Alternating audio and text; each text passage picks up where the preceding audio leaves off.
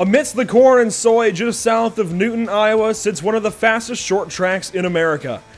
The NORC iRacing Series is live tonight from the virtual Iowa Speedway. Welcome to the virtual Newton, Iowa. Emerson Arden, Joe Donahue, and Trey Shuttlesworth are alongside this evening. Glad to have everybody here and ready to go flag to flag in just the second short track race of NORC Season 13. Will tempers flare? Do we finally see these guys rough each other up? Or will these guys play nicely as everyone honestly needs to start setting themselves up for the NORC iRacing Series Season 13 chase? Thanks so much for joining us here on Facebook, YouTube, Twitch, and Twitter. So glad to have you all watching along. Emerson and Joe, thanks for joining me today as we look down upon the layout of this 7/8 mile short track. D-shaped oval, it's almost a little bit of a bull ring. Now, it's only 12 to 14 degree progressively banked. What that does provide us with, though, is fast, multi-groove, slide job, crossover racing. So can short track ace Chad Oxendine potentially pull away from the field, or do we maybe even see a brand new winner this evening, Emerson? You know, Iowa Speedway, it is a short track, but with that progressive banking, like you said, the multi-groove racing, it drives like a whole different short track. This is a lot of fun. It's not all about just getting to the bottom. You can really make some hay on that top side. And then as far as your question goes, I think we have a very good chance of seeing a new winner tonight with Jared Darling, Will Klein, David Shutt, Tommy Gossett, Hayes Booth, the top 5 in practice. Just a lot of names up there that we don't know, haven't normally associated with the top spot this season. And it'll be very interesting to see what happens here at Iowa Speedway. I think the first thing for drivers to be wary of with this track is going to be obviously the bumps, turns 1 and 2. If you're familiar with the Iowa Speedway here on iRacing, or even in real life potentially, you'll know that there's a lot of bumps that just jar these cars tight and loose. It really depends on how you hit them. In that very top lanes, you'll see drivers try and stay a little ways off of the wall. But when you get down to turns 3 and 4, you've got to be up on that white wall. You've got to make the most of the pavement. You've got to get a run for the 10-degree banked front stretch, not a front straightaway by any means. It's also worth mentioning that that yellow track here, well, not track, but that yellow path, if you will, here on our track map, that always shows us where the pit lane is. And the reason it takes so long for it to rejoin the track on the backstretch is because these drivers have to be careful not to merge back into the racing line too soon. If they do, they'll get themselves a penalty, and we've seen this take drivers out of fantastic finishes before. We could see it happen tonight. You've got to wait quite a ways down that backstretch before you move up the racetrack, but that out of the way, let's take a look at our standings here. Joe Donahue, a lot changed last week at the iRacing Super Speedway, and if you look from 9th on back to 17th, they're only 20 points apart with that Chase cutoff line in the middle. Yeah, it definitely had a shake-up last time at iRacing Super Speedway. A lot of drivers who were up at the front end ended up into incidents and sorts, and just some bad luck going around. Some good luck, too, for drivers like Ashley Molinol, obviously. But some of the guys you look at, like Zoltan Hertzeg, obviously was in a shot to have a very great finish, and things unraveled at the very end. So there's a lot of other guys in the grid who had the same ordeal happen, but just goes to show, you go to a different racetrack every week with these guys, and they're all coming out strong. They put in their practice, they want to do well, and they do what they got to do to get technical, get smart, and be able to come out and compete against everybody else. And while there is 28 points in between Falkingham and Hertzeg up at the top end, that's not huge, and even further back it gets tighter and tighter. So that race to the cutoff for the playoffs is absolutely huge, and it's something all these drivers are going to think about until the end of this race. It's something these guys have got to be on top of. You look at guys like Daniel Zoltan, even David Shutt, Chad Oxendine, of course, they're quite a ways above that line. Not out of the woods just yet, by any means. They're not locked in just yet. But they're certainly quite a ways further ahead of guys like John Barry, Will Klein, Aaron Smith, Spencer Owens, everybody else who's much closer. In fact, 20 points or less above that line. I think you've got to start to worry about it. You've got to start, not to panic, but certainly be concerned to make the most of well, points this evening. And then you look at guys like Scott Shire, Tyler Justice, Howie Briss, Zach Lindgren, guys that are starting to fall back. Even Tommy Gossett, Elijah Gracia, Hayes Booth, they've got to get something going this evening. They have got to make this the start of a new trend for themselves. And we'll see that reflected on our power rankings that we post on social media. We posted today's power rankings coming into this evening. I'll direct you over to Facebook, Instagram, and Twitter for that. But certainly these guys have got to start an uptrend. Somebody who has done that is Sheldon Locke. He comes in tonight 13th of the points, 7th in the power rankings, though I do believe he has got something going for him. A very quiet, I'd say, run up the standings in the power rankings here lately, Emerson. So a lot of guys starting to make some moves, and a lot of guys still need to make moves. This is where it starts this evening. We've talked so much of the season about the schedule. Well, here we go. 9 races in. Tonight makes 10, 150 laps this evening. But then we've got 2 short tracks back-to-back after not having more than 1 in the first 9 races. Things are going to get interesting tonight and next week. The Nashville Fairgrounds, that will be something. No, not the Nashville Superspeedway just yet, but the Nashville Fairgrounds for 175 laps. That will be rough and tumble. Absolutely. Again, back-to-back short tracks. If there's anything that transpires here tonight, you can be sure to see that kind of carry over into next week as well. Just very, very good opportunities to maybe ruffle some feathers, if you will. And we, Auto Club and Dega. Kind of breaks in the short track action before we're back to another short track at Martinsville after a couple of Dega races, and then Road America and the run to the playoffs of Atlanta and Daytona. I am so excited for this, second half of the regular season, if you will.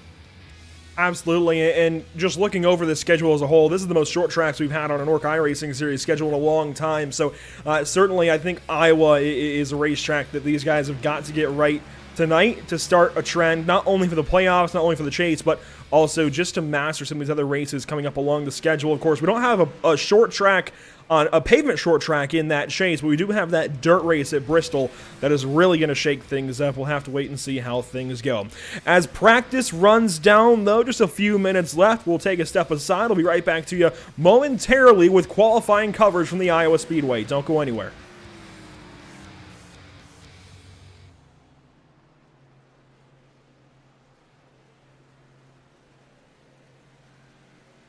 Have you found yourself trying to hide your joy because you're unhappy with your teeth? Your smile is the first feature noticed in an interview, on a date, or in family photos. We want you to be able to shine bright as your best self, and our teeth whitening system is the perfect step toward restoring your confidence.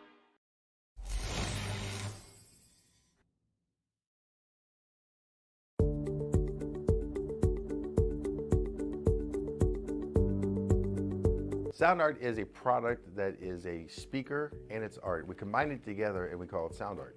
What makes it so unique that any picture can be your speaker? Sound art gives you the high quality sound without the ugly speaker. This isn't a picture with a speaker, the picture is the speaker. Just imagine your wedding picture uploaded onto a canvas and now it's speaking 10,000 tunes. I mean, it's a very cool concept. What we like so much about it that you can take anything that means something very special to you, upload it on the canvas, have it hanging up in your room, your balcony, wherever you want to put it, and now it's a speaker. I mean, how cool is that? It's something that we have that and no one has. No one has this product. It's just a great gift to give anybody. It's just a neat concept. Around here we say, art never sounded so good.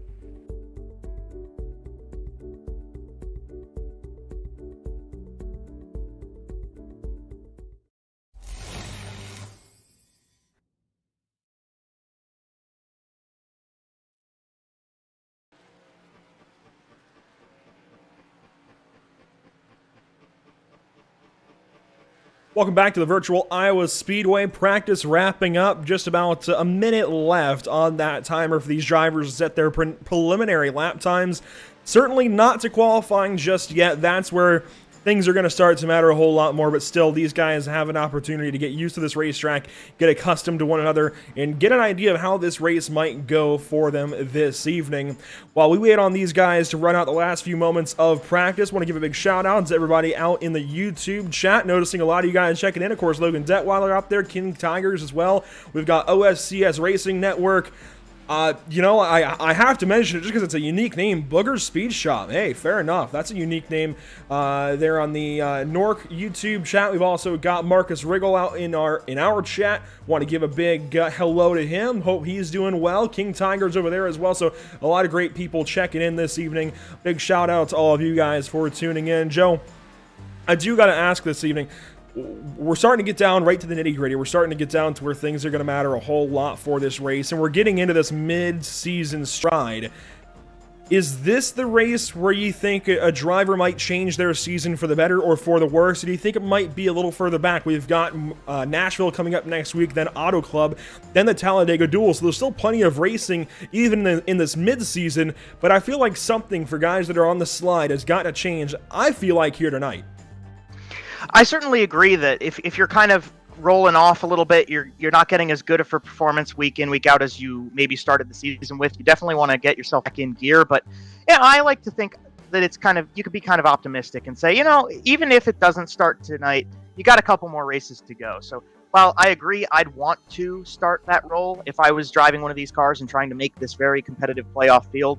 I would want to start that tonight, but if it didn't end up that way, I wouldn't be too out of it. I'd keep my chin up. Well, qualifying getting underway, we get a first opportunity to check in and see how some of these guys might do. There's Will Klein. It looks like he's abandoning a run, though. Here's Howie Briss on the speedway as he runs into, it looks like this should be turns 3 and 4. And up onto the front stretch, here he comes. I believe this should complete his first flying lap. So Howie Briss, no, looks like that's starting his first flying lap. And you see, he's going down to the bottom side. Emerson, this is something we've got to keep up with this evening. Howie Briss goes fastest so far over Spencer Ray. Look at that, Ashley Molino now fastest. But I'm noticing Howie down on the bottom side of this racetrack. I was known for getting up and rim riding, but I think that bottom is going to come in handy today. Absolutely, and it really depends on how you drive it, I think. If you can drive that inside hard and really make some time on that inside because you are taking the shortest way around the track, it could pay off for you. But if you're going to try that outside and you can just kind of let it ride up there, not really scrub any speed off, that may pay off for you too. So it'll be interesting to see what kind of lines these drivers just have to take in qualifying. Obviously, we know what Briss was doing, but here we go down to turn 1 with Will Klein. It's going to be interesting to see what they do. I just wanted to throw that in there that Will Klein, Kirker, Freilich, Pancari up in the top 5 right now. And I wanted to mention on that note, you know, you think about qualifying very hard on the attack on the bottom side. That's where you're going to want to be able to use up those tires. But a really important part to think about is tire strategy throughout the course of a race, that you want to maybe not go too hard on those tires on the bottom side so quick. Well, Tommy Gossett just went to the top of the board. The 45 last week on the top of the scoring pylon at the end of the race. Now it's the 54 early in qualifying. Still a few moments for these guys to get lap times in. You can see the ticker, the timer atop the ticker starting to roll down. And we also noticed somebody by the name of Femi Olot in the field this evening. Looks like he doesn't have any pro obligations, so he'll jump into that number 18 and he will get out here with these guys and see what he can do this evening. David Schutt, he goes to 4th. I like seeing Aiden Kirker up there, but Ariotti, just as I mentioned it, knocks Aiden Kirker out the top 5. Still some more times coming in, waiting on Chad Oxendine to get out there. Here is, though, the 25 of Terrell Baker. Everybody likes seeing this guy. We'll see what he can do in his qualifying run this evening. Coming off turn number 2, TCB giving it all he's got, coming off of 2 and down into 3. We'll see what he can do, what kind of time he can keep going here. Jared Darling's gone in the middle of the group now. 6 quick is a little looser. TCB out of 4. That's going to hurt his time. TCB comes past the line that time, and he goes to 10th quick, and he just rams into the wall right here. So that's going to be the end of it for Terrell Baker's run in qualifying. We come on board now with the 66. Here is Chad Oxendine, that number 66 car, one of the hot shoes in this field coming into this race. One of those guys we're going to be watching all the way through it. Oxendine across the line. He goes not quite fastest, 9th position, not quite 2/10 off of Tommy Gossett. I think most of the best times are in so far. Here comes Zoltan Herzeg. While he makes his run here, Emerson, we got to talk about weather this evening. It's very cool, I would say, for the middle of June. 70 degrees in the air, that makes 100 degrees on the track, so it's a bit warm on the pavement itself, but it could certainly be a lot warmer in the middle of a summer day up in Iowa. So not that bad of weather. These guys will be battling the racetrack certainly, but not as bad as it could be. For sure. I mean, we're not going to be talking about these tires, absolutely being shredded, but, we're still in the we're still, nearly 110 for the track temp. So tire conservation is still going to be a huge factor tonight, especially, not really scrubbing those tires in the center of the corner. Zoltan Herczak continues his qualifying run with about half a minute remaining. And Zoltan goes up to P2. That's pretty important there. He comes in as the power ranking leader, not quite the points leader. He's still second in points to Daniel Falkingham, who has got to get something going this evening. But to see Zoltan Herczak go up there, lay down a time, that is pretty big. And you know what else? I actually don't see a 20 car this evening. This could change things drastically for our championship picture. I do not see Daniel Falkingham in the field. We'll double check that here in our grid momentarily, but oh boy, the storylines that could come out of this one here at Iowa Speedway.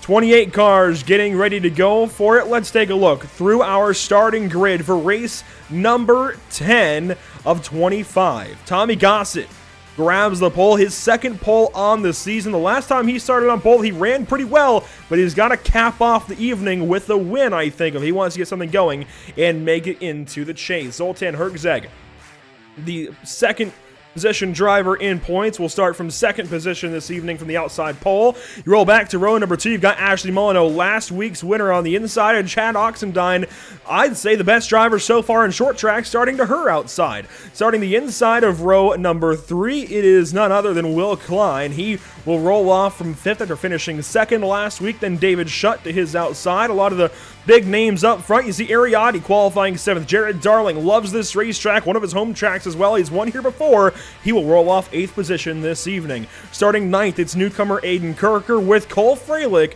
on his outside. We find our way back to row number 6. It'll be Brett Pancari and TCB. We'll be starting outside of row number 6. Back to row number 7, it'll be John Barry and Cody Miller, who nearly had a shot to win it last week at iRacing Super Speedway. Can he carry that same momentum here tonight at Iowa? Row number 8, we're going to find Howie Briss and Spencer Ray. We'll find our way back to row number 9. It'll be Josh Robin and Hayes Booth making the 17th and 18th position. And back to row number 10, Femi Ola will start inside in P19 and Aaron Smith outside for P20. Roll it back to row number 11. You got Bobby Chaney on the inside in car number 24, and Tom Mercier in car number 68 to the outside in 22nd. Roll back to 23rd on the grid. You got Spencer Owens in car number 12, and Sheldon Lockie in the 69 to his outside.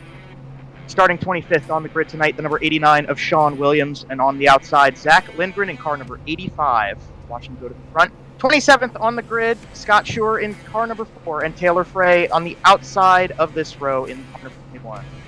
Rolling back to the 15th row on the grid. There is no 15th row on the grid, silly me. Andrew, we're about to get rolling. I'm getting excited here in the booth. I'm ready for this one. This should be pretty exciting this evening. Certainly always love this place. Always love coming to Iowa no matter what the occasion. Boy, I'm really looking forward to this. 28 cars lined up to go for it. Now, compiling all of our stats earlier today, there was a lot to comb through, but something that was worth mentioning and that I want to preface this evening is going to be the amount of cautions for our caution record. It was 12, set all the way back in Season 1, if you can believe it, when Bobby Zelensky won a 121-lap race. The most we've seen since was 11 in Season 3, then 10 in Season 5. It's also worth noting, Emerson, NORC has not raced here at Iowa since Season 8. Daniel Falkingham won that one, but he's not in attendance this evening. Absolutely. That just leaves a whole lot of unknowns, I guess, heading into Iowa. With all the updates and then all the time it's been since the last time they've been here, this could be a whole different race than what we've seen. But who knows what we have going up for us here as they run through turn 2 on their second formation lap. Going to be pretty interesting to watch. I think that's definitely going to leave a door open for a lot of the guys further into the playoff grid that Daniel Falkingham isn't here. This is a great place and a great time to capitalize on that opportunity. So we're going to see how many of those guys kind of put the bullhorns on and get rolling and see how far up they can get in tonight's grid. As we get set to go for 150 laps this evening, once again, I want to thank everybody for tuning in here on STOPTV. It should be a good one, but we'll turn it over for the best start in iRacing. TCB, take it away. All right, boys, here we are here at Iowa. Corn here sucks. Can I get a good old corn sucks?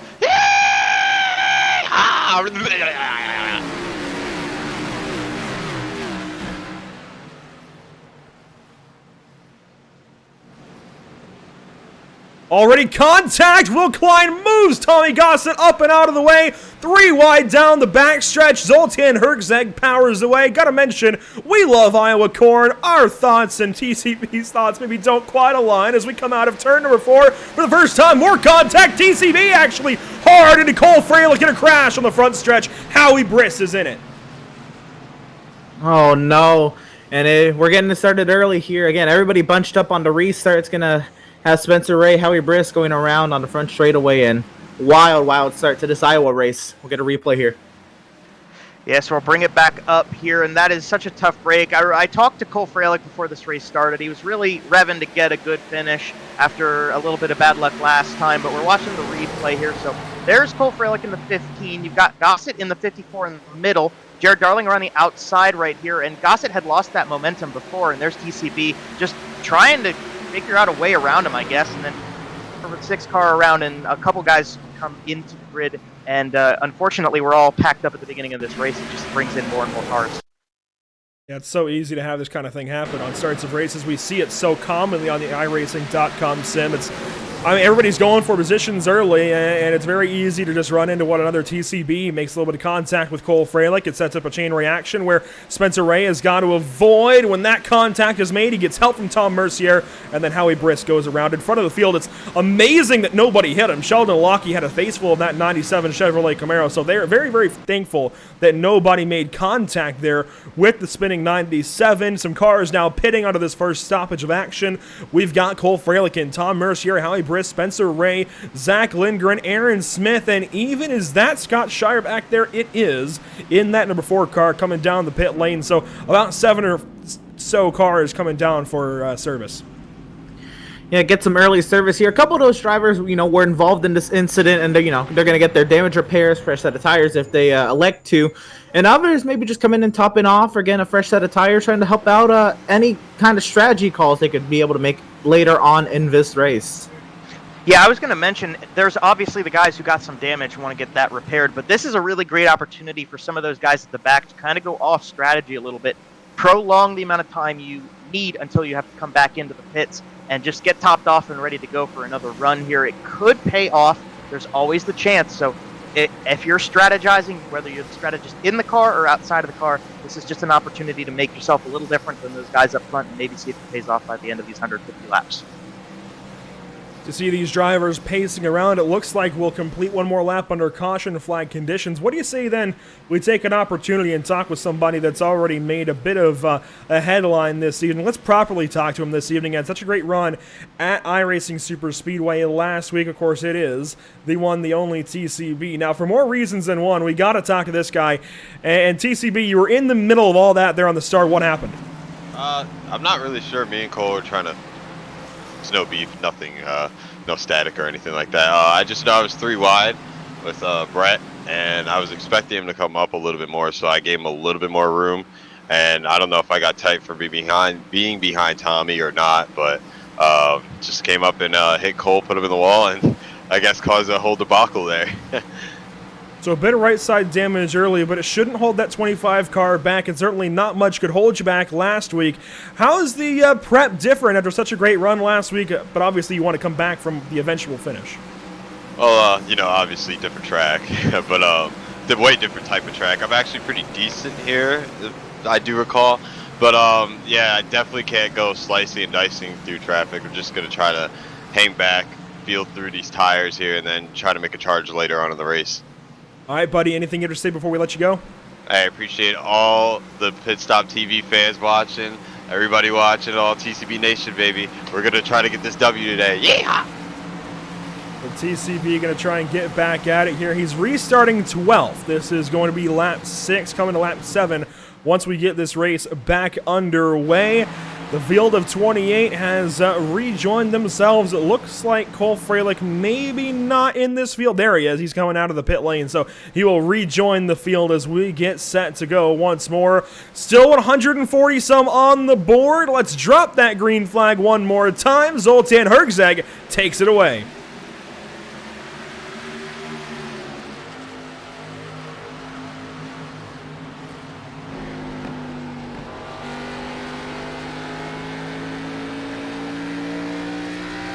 This time, much more controlled out of turn number 2 and down to turn 3. You see these guys starting to fan out and all over this racetrack. Will Klein, though, making some headway on the bottom. Emerson, he's coming to you. Side by side down the front straightaway. Will Klein trying to see what he can do on that inside. Ashley Molyneux goes fastest after that first complete green flag lap of action. Oxendine continues to work his way around the outside as we ride on board of Molyneux. And now Freilich goes fastest with his clean track back there. Freilich got the purple lap. There's only time will tell who's going to take it next time. Herzeg leads the Thundering Herd out of turn number 4. He's got side-by-side action right behind him. Oxendine and Klein going for P2 right now, and that's what Herzeg needs. He wants to build a little bit of a gap early in this race, and that's just giving him the opportunity with these two side-by-side still. How about Hayes Booth purple that time? I know Lori's watching. She'll be happy with that. Down to the bottom side of turn number 3, though. Will Klein still working on Chad Oxendine. Now, those two and the leader. So the top 3, really, we're so used to seeing them be up in the front on these shorter tracks. We saw it at North Wilkesboro and even Dover. Not quite a short track. It's kind of in between. We saw them up front at Dover as well. We're used to these 3 being the best on these kinds of racetracks. But what can they do with one another? Will has got to get something going. We keep talking about trying to get momentum on their side. I think this is where it starts for Will Klein. He's got to get a win this season. This might be his best chance to do so yet. Absolutely. Again, such a great run earlier this season at North Wilkesboro. It'll be interesting to see if he has anything for Herzeg, who's not really pulling away this time. Will Kleinville keeping Oxendine busy here and not really letting him focus on what's ahead of him just yet. David Schutt now. Does he have anything for Will Klein there in third? Schutt on the outside. I got to give some credit to Ariotti rocking P5 right now. Jared Darling putting plenty of pressure on that number 23 machine to go on board down the front straightaway.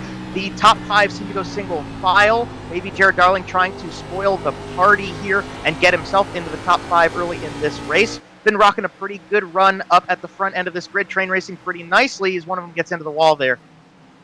Ashley Molyneux drops back a slight bit there into 3, I'd say. David Schutt, he's in 4th. They're still all just battling, and we're starting to see these guys slide, yaw a little bit out of the corner. That's what we'll see increase throughout the course of the evening. It looks like Ashley may have been the one to catch the wall a lap back, but she's still battling on the outside of Aiden Kirker. Now, I'm glad Joe mentioned Ariotti in that 5th position, Emerson, because that is who we saw be so good, so fast a few weeks back at Dover. I would say Dover is the most similar track we've had so far to Iowa, certainly by a bit of a stretch, but hey, we just haven't had anything quite like it yet. But I know that 23 is gonna be good this evening. We saw him good a few weeks back. This could be the one. You know what? Interesting to see. He continues to run that outside lane, especially when he's had the inside open to him. So he's already thinking long term right off the bat. Keep those tires under him. Now he's under a little bit of pressure from Jared Darling, and he's just continue to rock that outside again. Keep the tires under him and not really let Darling affect him too much or put any pressure on him. Yeah, and that's crucially important at a track like this. Even with that big bump in turn 1 and the way the banking is progressive, all of the aspects of Iowa Speedway make it a very technical, oval racetrack. And I've always thought being the leader at the very start of the race doesn't necessarily mean much. It's just about being a smart driver. And I think right now Ariotti is proving that obviously the 23 is hooked up and being intelligent about what is rocking that team on tonight. But Will Klein, we're on board with Will right now in P3. Pretty solid run right now. You can see Will's just kind of trying to take it easy a little bit here, running the bottom side obviously behind Oxendine and Herzeg, but just trying to kind of get through these first couple laps and hopefully set up a good strategy to move forward in the rest of this race. There's plenty of time left. You don't need to be the leader on lap 17. You need to be the lap leader at lap 150.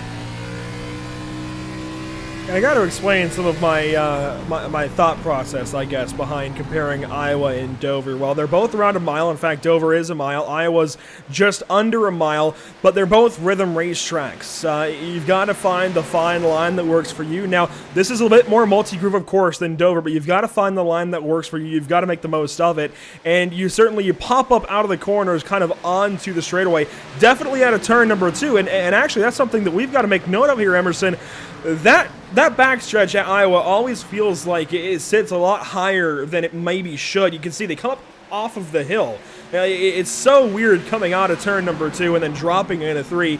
That in and of itself is a bit like Dover. So there's a couple of characteristics that are like it, but the simple matter of the fact is we've had nothing like Iowa just yet, and Dover is simply the closest because we've had such a diverse schedule. So this is only the closest that we've had. I'm not saying these two are necessarily alike, just that they share a couple of characteristics. They're about the same length, and we've just had such a diverse schedule. This is the closest thing we've had to it. Absolutely, and when you drive like this track and you come off of turn 2, you don't always know what the car is doing because of that hill, similar to how it is at Dover. If you're loose, you're not finding out until you crest that hill. If you're tight, well, you kind of know going up the hill anyway, but you don't know if you're going to make contact with that wall. And it's almost a guessing game depending on how your car is handling here off of turn number 2, and that's why you can see turn 2 catch a lot of drivers out. Yeah, that definitely is a part of the track and just a part of the season in general that you got to be careful with. We're riding on board with Josh Robin right now down the inside of Ashley Molyneux. That pass is halfway complete, I'd say. Not completely there as they cross the stripe, but definitely a very important part of the racetrack, especially over the course of a longer run when those tires kind of get worn out and the drivers are in a rhythm but getting kind of the point where they're ready for some fresh Goodyears on those cars. That's going to be the part of the track you got to watch to make sure you don't make a mistake. Ashley struggling this evening as you see TCB roll to the inside. Femi just passed her. That 45 is certainly going backwards and going backwards quickly. Last week's winner at the iRacing Superspeedway, a self-proclaimed short track lover and certainly one of the better drivers in this league on short tracks. It's just not working for her so far this evening. Back into 14th, Emerson. She is dropping like a rock after starting 3rd. Yeah, when she got that wall off of turn 2 a few laps ago, it's really hurt the car, and if it hasn't hurt the car, it's maybe hurt the confidence. There's a little bit of visual damage right there on the hood of the car on the right front here, and I just don't think that car is to her liking. And then, of course, with that being said, you're probably not pushing as hard off of turn 2 once you get the wall like that. So it's a relatively long race, though. There's still time for her to make a comeback here, but that is a lot of spots to lose early here. It's going to be a lot of hard work to get back up front. Yeah, definitely not down. Maybe down, but not out, as we got a race lead change at maybe pull in. See, they're side by side, and I can't quite say the pass is made yet, but Hertzeg and Oxendine are side by side down the back straightaway. Will Klein has drafted up to these two as Hertzeg now gets the run up on the top side. They're already working up to that high line. As Hertzeg's going to try to get some momentum, Will Klein maybe follows. Oxendine on the bottom still. Hertzeg leads that lap. Still side by side, Oxendine down on the bottom side. Zoltan Hertzeg, though, certainly got the preferred line for defense. This is bringing David Schutt back into the conversation as we stay in a lockstep formation. Will Klein now joins up to the outside of Chad Oxendine through 3 and 4. This will complete lap 25, the first, 6th of the race now complete. So 16-17% of the way through this one. We're starting to see this picture about as we would expect at the top 5. I think certainly drivers that we could expect to stay up front most of the evening. Interesting with this battle here for a second at Will Klein looking to power right on by Chad Oxendine as we look from the back end here of Zoltan Hertzeg. Will Klein is cleared to second and to the inside potentially of race leader Zoltan Hertzeg. But I was going to say, well, he is kind of down there, peeking at least down the front straightaway into turn 1. He's not close enough to make a move. But for Will Klein, I think he just needed to get to the outside there. He was trying so hard on the inside, but he could not make it work. Once he got to the outside of Oxendine, it was like nothing. Now Will Klein sets up Zoltan Hertzeg for the race lead as David Schutt enters the picture for a podium. There's a great race going on right now at the front end of the board, and I think one thing that I always mention, I think it's very crucial to remember, is you have to kind of experiment with your race car throughout the course of an event to see what you're capable of doing, what passes you might be able to make on other drivers. And right now, this is a great opportunity for all of these guys up front, especially David Schutt, sitting P4 right now, but he can watch these top 3 drivers kind of figure out where they like to run on the racetrack, see where he maybe could put his car to get a pass made somewhere a little different than the guys up in front of him. It's a great learning opportunity for them, but a great race for us to watch up in the booth. Tommy Gossett now battling with Aiden Kirker. Looks like he makes that pass that time by the front stretch. Now into turns 1 and 2 on lap 29, and Will Klein solidly in second, right where he finished last week.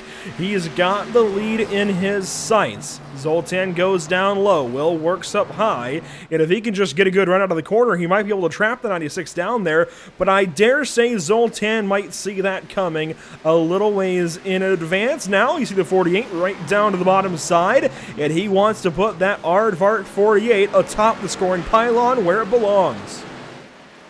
Side by side down the back straight with Will Klein trying to make something happen on that inside. Looks like he prefers the outside as Zoltan goes way up to that third lane, trying to carry some speed off the corner, off of turn number 4. Will Klein's going to get loose. He's going to have to give it up for now. And it looks like the Joker car number 5, David Shutt, hit a little bit of that outside wall coming out of turn number 4, so that might upset the handling of that machine. Will Klein still putting plenty of pressure on Hertzeg for the race lead up front. They are using these cars up right now, just fighting like dogs up at the front end. Going to the inside again, Will Klein going to try to see if he can figure something out. Moves slightly up into the second groove of the racetrack. Hertzeg with some momentum up top. Not quite going to make that pass, but Will Klein's learning what he needs to do right now. Now, the last time we were at a racetrack like Iowa, it was actually the Richmond Raceway back in Season 12. Back in, I want to say earlier 2020, as Klein battles back to the inside of Hertzeg. A couple of drivers that were fast that time out at Richmond in the 1987 Cup cars. Well, Ashley Molyneux was one of them. She finished second to Josh Robin, who's now in the top 10. He's coming up to these guys. He might soon be in this battle for the race lead, as Klein may have almost had a sniff of the lead that time by the stripe. If he can just keep chipping away, he might have something. But what about tires? Andrew Jarvis, one of our buddies, one of our commentators, he always talks about tires. Boy, if he was here, he'd be screaming about tires right now, because using that bottom side, if you're Will Klein, is just going to chip away at him, and he might be screaming for rubber here soon. I was just about to say that as well. Chad Oxen actually peeks to the outside now of Will Klein, which might relieve some pressure for the moment for Zoltan Hertzeg. I was going to say earlier, that Zoltan Hertzeg, we already know him to already be very good at tire conservation, and he's not even stressing on that outside lane as much, while Will Klein is, trying his hardest to get to that lead. Now he's going to have to give up second potentially. Oxendine now in the position Will Klein was just in with Hertzeg. But taking that tighter radius, you're just scrubbing the tires more. Not only that, you're scrubbing speed, so you're making it harder on yourself to make that overtake as well. And Zoltan Hertzeg, he's just riding high and pretty up there, just holding on to what he's got, holding on to the race lead, defending well, and then not even really pressuring the tires. Yeah, I think as we get into the longer stage of this run, the top line is the optimal line, and Hertzeg's rocking up top nicely. Will Klein, Chad Oxendine both went to the bottom side in 3 and 4 that time. We're going to see if they dive in low. Hertzeg likes to run in the middle through 1 and 2. Now he goes the whole way to the bottom, so they are willing to use up a little more of those tires, but Hertzeg is very confidently and very well blocking that run that these guys could get by taking that advantageous outside line right now. He goes to the bottom to try to defend a little bit, kind of searching a little bit, seeing what he can do down there too. Just continuing on our way, it is worth mentioning Aaron Smith has dropped to, well, looks like he hasn't even dropped. He has dropped out of this race, I guess. 8 laps down now to our race leader, and he may not get back out there this evening. So troublesome to see for the driver who's working his way towards the top 10 in points. I believe in the top 10 in points as well. We're starting to open up the pit window, I'd say. Here soon we might start to see these guys think about the pit lane. It's already lap 38, gentlemen. We're getting close to these tires possibly being a little bit, too worn out. And certainly, I think before lap 50, we'll start to see some undercuts from the field. Tommy Gossett, though, he's up into the top 5. Want to recap some of this top 10 as Ariati has fallen back into the 7th. And I talked about Josh Robin being in the top 10 a little while ago. He's now fallen into 11th because Femi Olot has gone by. And look at Femi drive to the inside of Aiden Kirker, the 18 passing the 17. I was interested to see how Femi Olot would do over the course of the race here. Again, he started back in the 19th position, already halfway up through the field, and working his way forward. Of course, he's not a pro driver for nothing. I would assume he would have been able to work his way forward anyway, but I was trying to see how much time it would take as he now works his way to the 74 of John Berry. Femi Olot looking very sporty right now, and you got to consider, when does he pit? Does he try an undercut, or if this kind of speed, does he maybe stay out a little bit longer? Yeah, I was thinking about that with our race leader, Zoltan Hertzeg. Obviously, Femi Olat's one to watch right now to see if he conserved a little bit of those tires, but you talk about undercuts, overcuts. I remember Hertzeg as being one of those guys who can just conserve everything that he's got under himself. So maybe Hertzeg goes a little bit long run, tries to maybe catch back up with those guys who pitted on that very early caution flag we had at the beginning of this race. Those are going to be the guys that we're going to watch in just a few laps once everybody else starts coming down the pit lane. All those drivers will be able to stay out for a handful more, and that will obviously then, once they pit, kind of give us a really good view of what's going on in strategy for running up front in this race. But we got a nice run at the front for the race lead in the meantime. The thing to keep in mind with those drivers who pitted on that first caution flag is that caution came out of the tail end of lap number 1. They only saved a lap, I suppose, of wear and tear on those tires, and if anything, that lap might have even been good for just getting some heat in the tires, so they fired off a bit better on the restart. So the only gain they're really going to have is going to be in terms of fuel, and it's only going to be maybe a gallon at best if somebody kept the car in low gear through that caution period and didn't save anything. But nowadays, in stock car racing, saving fuel under caution is everything. So I doubt it's going to be that big of a difference. You might see somebody go a few extra laps, try and get some laps led, but Emerson, I don't think it's going to make a big difference as far as the race outcome. In fact, the highest driver who pitted under that caution is 14th. That's Cody Miller.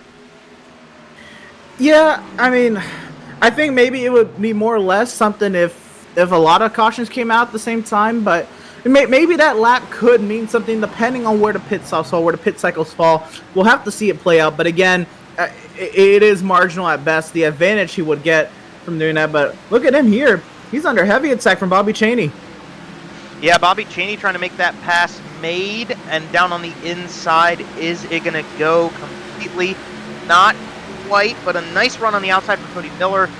It doesn't quite get him to the line first, but it gives him a nice run into turn number 1. A little bit of a nice sweeper. He goes around the outside of that big bump in the entrance of turn 1, and they stay side by side through 1 and out into 2. Zach Lindgren now on the back end of the 28 car, who won at Daytona. Let's keep that in mind about Cody Miller. He's got that win to start off the season. Came down to a last-minute photo finish with Tyler Justice, but couldn't quite get it if you're Tyler. But hey, Cody came out on top. The win is a win. He got some extra points, and he's been up there in the points ever since. But I think similarly to some of the drivers back there outside the top 10, he's got to get something going this evening. He's got to get back onto a good little run towards the chase here, as he now loses 14th, might even lose 15th. Zach Lindgren fighting on the bottom side. Now, one thing I know about Zach Lindgren at Iowa, guys, is he hates this place. Absolutely loathes racing here. Not a big fan of it, but he's got a lot of friends that are pretty good here. I'd say Bradley Wilson, an old teammate of his, even David Levine that he can maybe even lean on for some tips here at Iowa. He's got guys that can help him out, and he's starting to look a little bit north. I'm not going to speak too soon on this guy, but hey, he did get his first lap led in North last week at iRacing Super Speedway, and now he's starting to almost crack that top 15, and that would put him into the top half of the field. That's still pretty impressive in and of its own. Absolutely. It boggles my mind that somebody, doesn't like this racetrack, but that's just me. I really love, running this racetrack. I'm starting to really love short tracks on iRacing in general, but he's running this race as if he really enjoys the track. I'm sure he understands it at the very least, because he's made some decent ground up in this field, and here comes Bobby Chaney on TCB for 13th. I was going to say TCB was starting to make a look, and now obviously Chaney's going to go down the inside of that car, and they're staying side by side down the back straightaway. But one thing I want to mention in on this, my 2 cents on the issue, I feel like drivers, when they hate a track, it motivates them to run it harder, and I've seen that pay off for guys before. I've seen people win a race, you bring them into the booth, hey, you won the race, and they go, man, I hate this racetrack. So maybe that will pay off for Lindgren tonight. Oh, Bobby Chaney did not give a lot of room to Hayes Booth right there through 1 and 2, but definitely those guys are going to be looking to make up some time here before they get this first pit stop cycle going. Well, Joe, we've seen drivers win a race in a brand new race car and say they hate the car afterwards. That's Kyle Busch back in 2007. So certainly drivers could succeed and still hate something. But hey, I can understand it. see a place is challenging and you're just not going to like it, right? If you always have struggles there. But I think at some point, that fear's got to be overcome, and it might be starting to get overcome by the driver of the 85. He slides out of turn number 2. He looked to the inside momentarily of TCB. Can't quite get there. Now he'll drive to the inside of that Chevrolet Camaro and see what he can do. That's back around the 14th, 15th position. Some other battles around the racetrack. Tom Mercier not so far back of Brett Pancari, but he's got Sean Williams starting to close in. Howie Britz as well, starting to gain on Scott Shire. So that damage 97 starting to maybe get something rolling for him. And I also noticed Demi Olot, he's still moving forward. He's now to the back end of Ariati, who's getting passed by John Barry. Yeah, this battle up inside the top 10 could mean something later with just under 100 laps to go now left in this race. John Barry, Ariati, some main names here in this top 10 as Femi Olot has kind of just recently inserted himself into the mix and maybe looking to try to get a 2-for-1 special here in the turn 3. Yeah, we really hadn't talked a ton about John Barry up to this point. Obviously running in the top 10 pretty well. Gets around Ariati now. Gets up into that spot. Secured P7. Femi Olot to the inside. Ariati's going to have to let this one go. Femi to the bottom side. Will be in P8. Trying to get up there with John Barry into P7. Femi definitely conserved a bit of that car and those tires and has a lot more underneath him right now than some of these other guys around him. So that's paying off for that 18 and the whole team right there. They are slowly but surely moving up on these guys. Another couple of drivers starting to battle here. Tommy Gossett on his way forward. He sat on pole but had that mishap very, very early when he got a tap from Will Klein. He's starting to drive back through these guys to the inside. Yes, very seriously to the inside of David Shutt. He's going to try and take that spot away up out of turn number 4. Not quite, but boy, he's chipping away at everybody out here. And Tommy, for a long time, has been grinding at iRacing. Be it in officials, be it in leagues, what have you. He runs a lot of races each week, and he's always just been trying to make his way in the iRacing.com scene. He has been getting better and better as time has gone on. His iRating challenges, the other guys that he's racing with, and a caution flag coming out will halt our progress. We've got some problems back here potentially with, it looks like, if I had to guess, possibly Ashley Molyneux. Yeah, I caught the back end of it, but there was a lot of action going into turn 1, if you will. We'll get a replay here. And that was a healthy green flag run. I can't imagine everybody who's, ran to this point without pitting will, anybody will stay out here at this point. Everybody's probably coming in for 4 tires here, but we'll see this replay of what happened here. Trying to pull it up. Oh, there it is. Wow. So Spencer Owens was involved in that as well. The 69, you saw them all going haywire on the front sort of stretch. I'll call it a stretch. We'll get another replay here and get more of a full look at how it started. You saw just cars everywhere on the racetrack, and obviously as a driver behind that, you come out of the corner and all of a sudden you see that as well. That's definitely not what you needed, but it will give all these guys an opportunity for this yellow flag caution to get pit stops. Sheldon Lockie kind of blended up into, boy, Sheldon, he just kind of kept the racetrack at a TCB at first, but that move down the front stretch, that's got to be questioned, I'd say, and I'm sure it will be by several. And I'm sure it'll be a big feature of NORC Radioactive, just you wait. But that is so interesting. Emerson, I want to get another look at this. So actually, we've got to back this up quite a ways because Sheldon is doing some pretty hefty battle here with TCB. This is a lap prior. There's where he kind of shoves him up the racetrack once. These guys were really getting heated, and I don't know that they needed to. They're battling for 17th, 18th or so. Yeah, you see there in the 1, a little bit of a, higher line for Lockie going in the 1. You figured a car to your inside would go to the bottom lane, and he got to roll, half a lane up on entry. Then here in the 3, this is where things really get feisty and interesting. Yeah, you got Owens down on the inside, and then Lockie kind of comes up in front of where TCB was. That backs him off a lot, but then more contact going down the front straightaway, and obviously then more cars piling in trying to get out of harm's way. But definitely an interesting debacle of that lap. But hey, it's short track racing. What more can you say? That said, of all drivers to incidentally be intentionally or accidentally turned down the front stretch at Iowa, I don't think Spencer Owens is the one you want to do it to, and I know that one from experience. We're going to watch the steering wheel here on the left side of Sheldon Lockie. About here, he gets maybe a little bit of help. Yeah, you see him correct from Spencer Owens. There's the contact with TCB. He catches the wall, then just comes down, and I don't think that's intentional, but you can't let that happen on what's essentially a straightaway.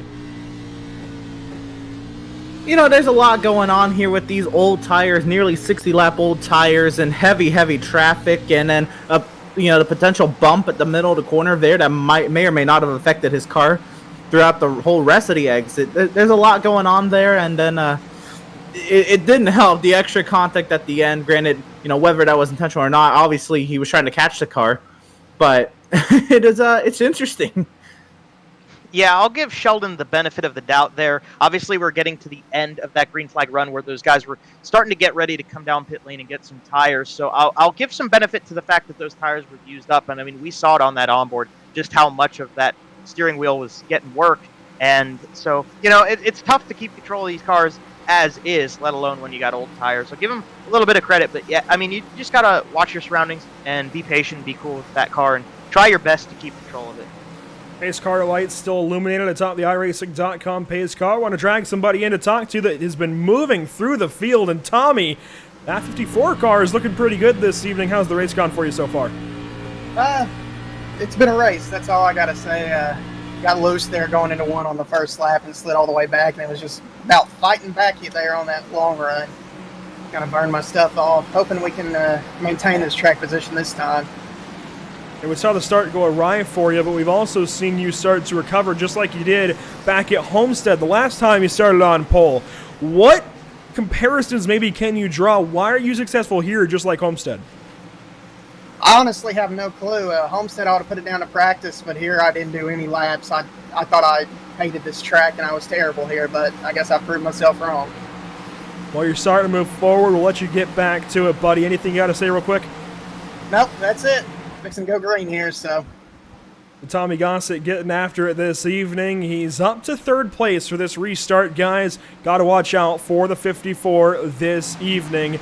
He'll be chasing after Will Klein and Chad Oxendine, who get the race lead and second place by virtue of pit stops, while Zoltan Herzeg takes 5 extra seconds and drops to 9th place.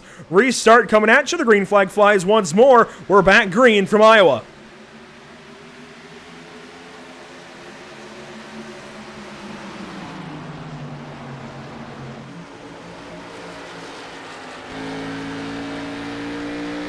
Down the back stretch to not quite complete lap 62 just yet, but certainly advance it. You see Jared Darling working the top side. Jared, somebody who's oh so good here at Iowa. He's got previous wins here. He constricts that exit for Tommy Gossett, and up out of the corner, he'll take third.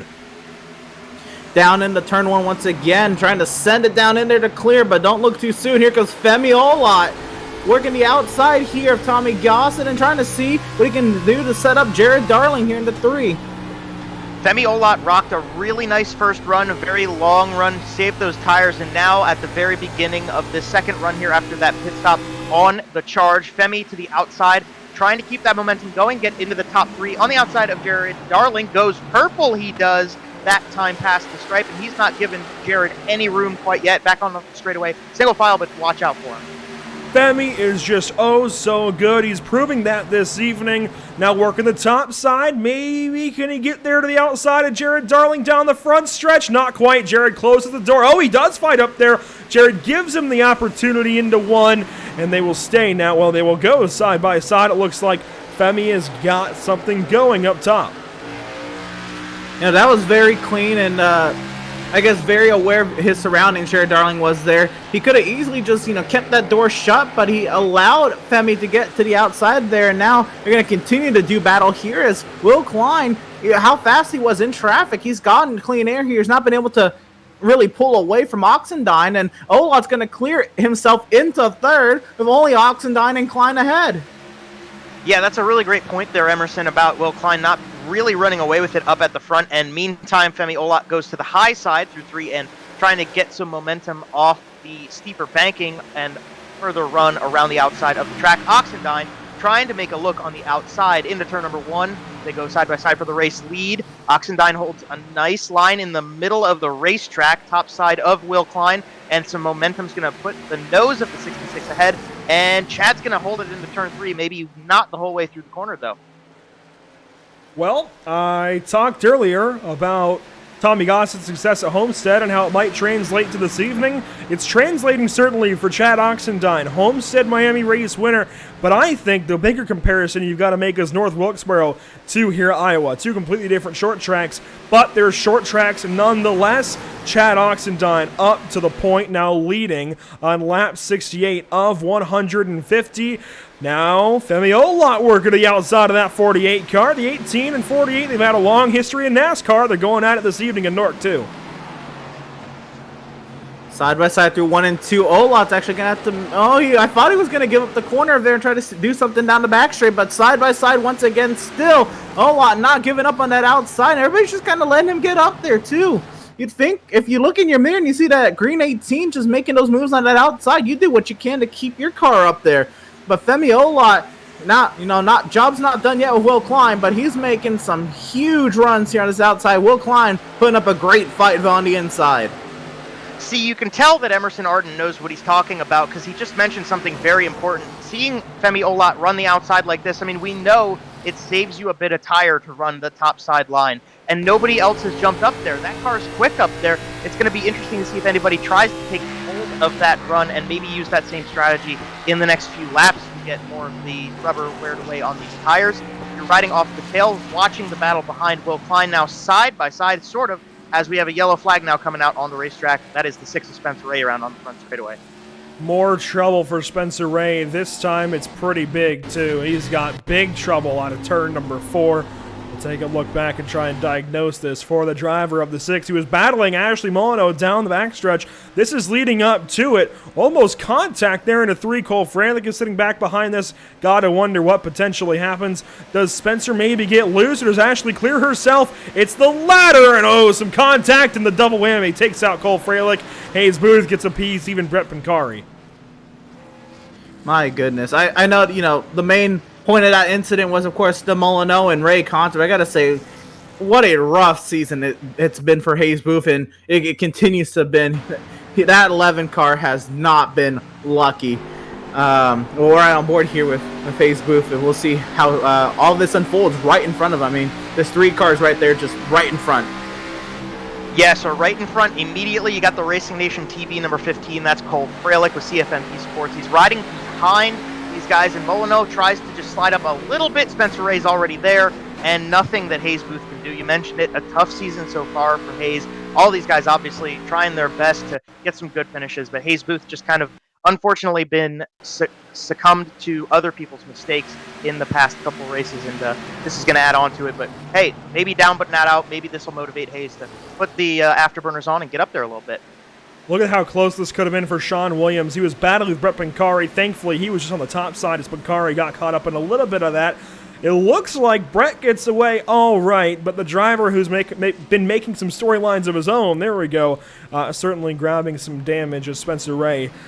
Definitely the worst off in all of that between every driver involved, and I can only imagine that Ashley Molyneux was rather apologetic about that one, I would go to guess. But we're going to take a step away momentarily. We're about halfway here at Iowa. We'll be right back to you with the back half of the race, and you'll not miss a thing under caution from the Iowa Speedway.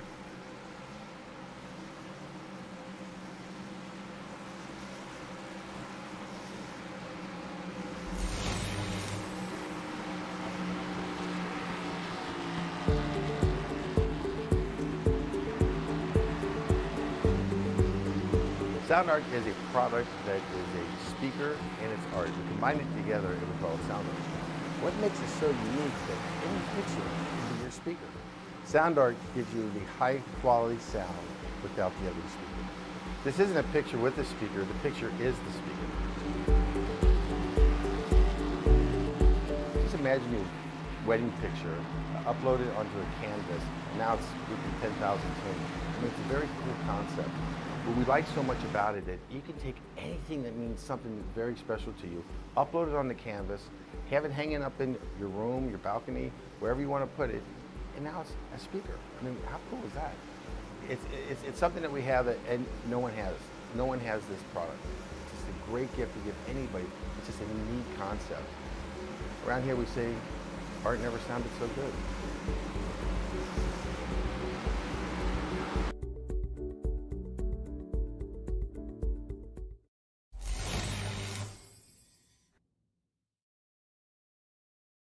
After months of quarantine, we're all interested in how we can become our best self. The team at Permanent Makeup and Cryo is here to help you get the flawless makeup look every day without the extra effort or time. When it comes to your appearance, you deserve the best care that money can buy.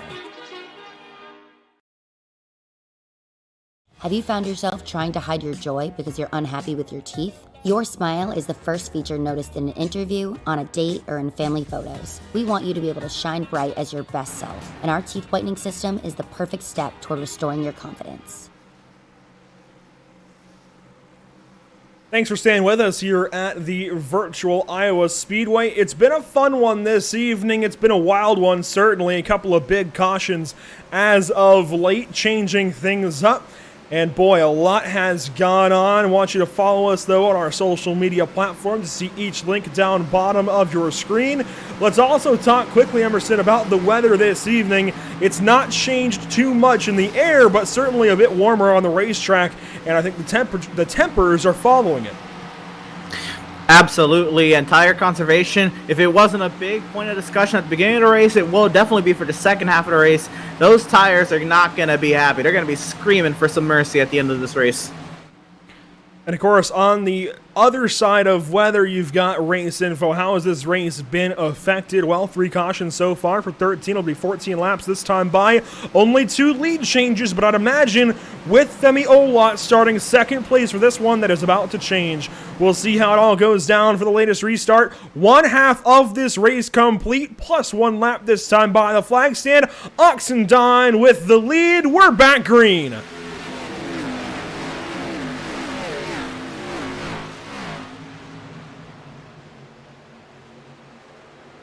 Olot straight to the bottom in 1 and 2. He got there well before 1 and 2, actually. As Will Klein drops back, you see Jared Darling using the top side. And here comes Zoltan Hergzeg right back into the picture. Everybody side by side, and then some 3 wide further back off of turn number 4. And now, here we go to the inside. Tommy Gossett working on Jared Darling. That continues to happen. And back up front, Femi Olot sizing up Chad Oxendine. Femi Olot still on the tail of that number 66. They're side by side further back behind him. I was wondering if Zoltan Hergzeg was going to try to make a big run off of that restart. Didn't quite get there. Still running P6, but definitely plenty of time left in this race. Meantime, at the front, Chad Oxendine leads another lap. Femi Olot getting closer and closer. Might get one of them soon enough. The Joe Gibbs gaming driver all over the back end of Chad Oxendine. This the battle for the race lead now on lap 79. Will come around to take a lap 80 this time through. They both go high that time. Now, if you're Femi Olot, of course, you've got to run a line that, well, Chad isn't running if you want to pass him, but he's starting to, I don't know, maybe fall back, give himself a cushion, and I think he'll work back at it later in this run. We saw how fast he was in the long run earlier on, and of course, being a pro driver, running in the eNASCAR iRacing Coca-Cola Series, he will be calculated about it. I'd imagine he'll sit back and be patient. Absolutely. There's so many laps. 70 laps to go this time by the start-finish line, and he does not have to do anything, drastic. We've seen him go from 19th to 2nd, and here we go. How about back here, Zoltan Hergzeg from a bad pit stop under the caution a few cautions ago, halfway through his battle, up to 5th now as he works on Jared Darling.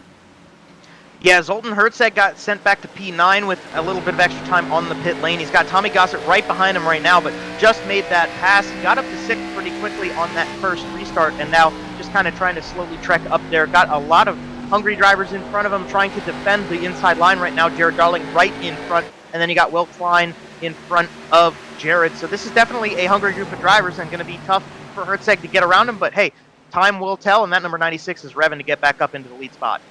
David Schutt, Ariani, they were in this conversation not so long ago. They're back here in 11th and 12th. Oh my, David Schutt sideways up out of turn number 4. Almost caught the wall. They're both trying to pass 10th place Zach Lindgren. It looks like they just might be able to do it this time by getting an edge on the Diecast fans 85. But no, the camo orange and white machine powers back on the inside. Zach won't give that up just yet. Moves up in front of David Schutt, keeps himself in 10th, and look at this. We thought Cole Freilich had some damage. He's still in this. He fights ahead of Cody Miller. He is still very much alive in this race. I was also noticing Terrell Baker had a pretty good restart, but he has fallen to 9th as this guy, Bobby Chaney, has gone on by. Bobby Chaney, that's a name we tend to say a lot more in the top 10 and, you know, fighting for top 5s later on in these races. Bobby Chaney, look at there, starting 21st, already up to the 8th position. Granted, that's over, you know, half the race down, but there's still time to improve upon that, and we really could be watching this 24 light up the scoring pylon down the left side soon.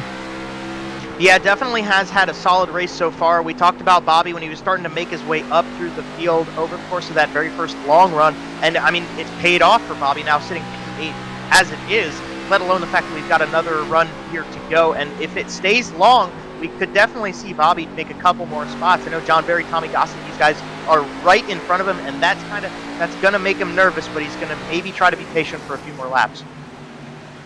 So the lap's starting to wind back down. We'll see if maybe we can get this green flag run going, possibly to where we get some pit stops. We were talking about it towards the top of the show. We haven't talked about it in some, 40, 50 laps now, it seems like. But certainly we can see that dynamic come back if these guys go green. Now, I talked earlier, of course, about Tommy Gossett grabbing the pole, falling back, and, well, we've been covering this recovery, I suppose, for Tommy Gossett. It's also worth mentioning Chad Oxendine, he's won the last 2 short track races. Why do I bring this all up? Well, because 5 times in the last 15 short track races, guys, here in Nork anyways, the race winner started from pole. That is 1/3 of the time. That is actually staggering compared to all of the other positions you could start from and win one of these races. Now, while Tommy just lost a spot actually to Zoltan Herczeg, we've seen that 54 come alive on the long run, and he did start on pole this evening. Could he help further that stat, or does he fall back? Well, Chad Oxendine, he started from pole at North Wilkesboro and he won there. Absolutely. And I mean, who said? I mean, you can't outright anybody in this top 10 out, really, because everybody's had their moments of shine here. Of course, we can, you know, shine the top 5 a little bit more, but everybody's very capable, especially in this top 10, of getting it done tonight. And with 62 laps to go, who knows what can happen? You know, we can get a couple more cautions. Strategy could fall into someone's hand. You know, there could be a couple incidents, and this whole race gets turned upside down. Definitely right there. I like that little Fresh Prince throw in right there from Emerson Arden. That made me happy too. But we look back up at the top end. Will Klein starting to catch a little bit back up into Femi Olot's rear view mirror. Wondering if Femi kind of used up those tires a little quicker in this run than he had in that first run and let Will Klein get back into the grips of it now, maybe seeing a race for second place shape up. We actually see a battle about the top 10 as well. Terrell Baker under fire from not only Zach Lindgren, but look at this, Taylor Frey almost into the top 10. This could be big for Taylor. We don't talk much about Taylor, but he's had a couple of promising finishes and now battling really strongly with that 85. He drove right down to the inside of that Ford Mustang, almost had something, but falls back a little bit. Now he'll surge back into turn number 1, tries with that 21 Toyota Supra ahead of the number 85 Ford Mustang, but no nice that time as David Shutt draws back up to the 21 car. Yeah, back here, it has absolutely been a dogfight back here. We've seen all these guys give it their all, and most of the cautions and incidents have started from the middle of the field and around this area. This is where all the action has been. But man, oh man, these drivers, man, they want 10-15 more than some of the drivers up front want to win. Just the way they're driving these cars. TCB trying to hold off now. Zach Lindgren into 3. Lindgren goes to the bottom side, Frey in right behind. Taylor Frey got really loose out of turn 4 last time they went through this corner. Maybe gets a little bit better hold on that car this time, but TCB still just barely holding on to that top 10. Right now, Lindgren looking to the inside, still going on the quarter panel through 1 and 2. Taylor Frey all over the rear of both of those cars. Kind of slides up a little bit for Lindgren. They stay off each other, and down the backstretch, TCB holds true. And these guys are battling for the 10th position. Look at that surge from Taylor Frey. What speed out there. Oh my goodness. Right to the outside. Almost got by Zach Lindgren, but couldn't quite get there before TCB came up the racetrack. Terrell trying to hang on to 10th. This would be almost a season-making day for him. Certainly, he's got to get something figured out on these more normal tracks, if you will. If you're Kyle Busch, one of these real race tracks, he's got to get it going. So many guys this evening have got to turn their seasons around. TCB might be doing it. We're coming closer to 50 to go, and that 25 looks good. What about that move, though, from Taylor Frey right down to the bottom side? Can he take it away? Taylor Frey, now that's a name. Getting into the top 10 would be something, as he's giving it his all on the inside of TCB. A little loose there off of turn 2. It's going to really lose the momentum there off of 2. TCB will clear back to 10 for now. David Schutt trying to make some hay on that outside as well. Again, trying to recover, I guess, back into the top 10 here. And Lindgren has been on it. Any of these guys really looking for a top 10 here, and any of these guys can take it.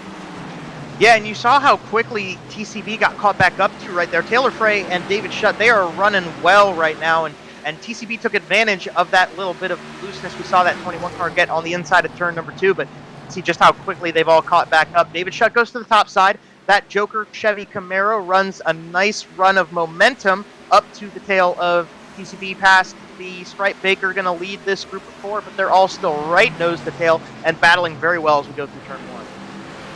This battle is so great, I don't know if we can leave it. They are really starting to rough each other up as tires wear away, getting closer to 50 to go. 3 wide, here we go. David Schutt through the middle. Taylor Frey, though, for the moment, going to take the 10th position, but now David Schutt powers by on the top side. What a power move there from Schutt, somebody that we've been waiting to see possibly a win out of. I don't think it's going to come this evening, but that is asserting himself still as somebody to watch as, oh my goodness, they make contact for 11th. And TCB was trying to get as low as he could through the center of the corner. They're going to send it 3 wide potentially again. How about on board with Lindgren trying to get himself into the mix? Everybody trying to get to the bottom. He side Schutt. Frey's loose out of 4. Now TCB jumps up high. Ivor to cover off Lindgren to get a better line into 1. Frey slides up. 3 wide once again, maybe, as TCB sends it down the inside. Almost a little bit of contact there between Lindgren and Baker. Now we've got Cole Freilich mixing things up with these guys. That was a huge send from Taylor Frey into turn number 1. It ended up biting him in the tail. TCB powering to the bottom side. David Schutt up top. You're on board with Freilich as they go back down the front stretch. TCB loose. Gets a little bit of control there, but Taylor is going to take back the run, get around the outside, and maybe try to get back up into that top 10. Gosh, what an epic battle out of these guys. It looks like David Schutt might start to drive away a little bit, but that was amazing stuff. And Lindgren a bit sideways in reaction to Cole Freilich getting a little bit sideways. And hey, Taylor Frey might not be done with that 5 car just yet. They're still mixing things up back here. Lindgren still fighting up out of the corner. Hangs onto it for now as TCB slides into 12th position. Got to go back up front, reset our leader as Chad Oxendine has put himself a half second ahead of Femi Olot, but that gap is starting to actually close, believe it or not. That 18 car may be starting to mount a run back up to the 66, all while Will Klein stays within tow.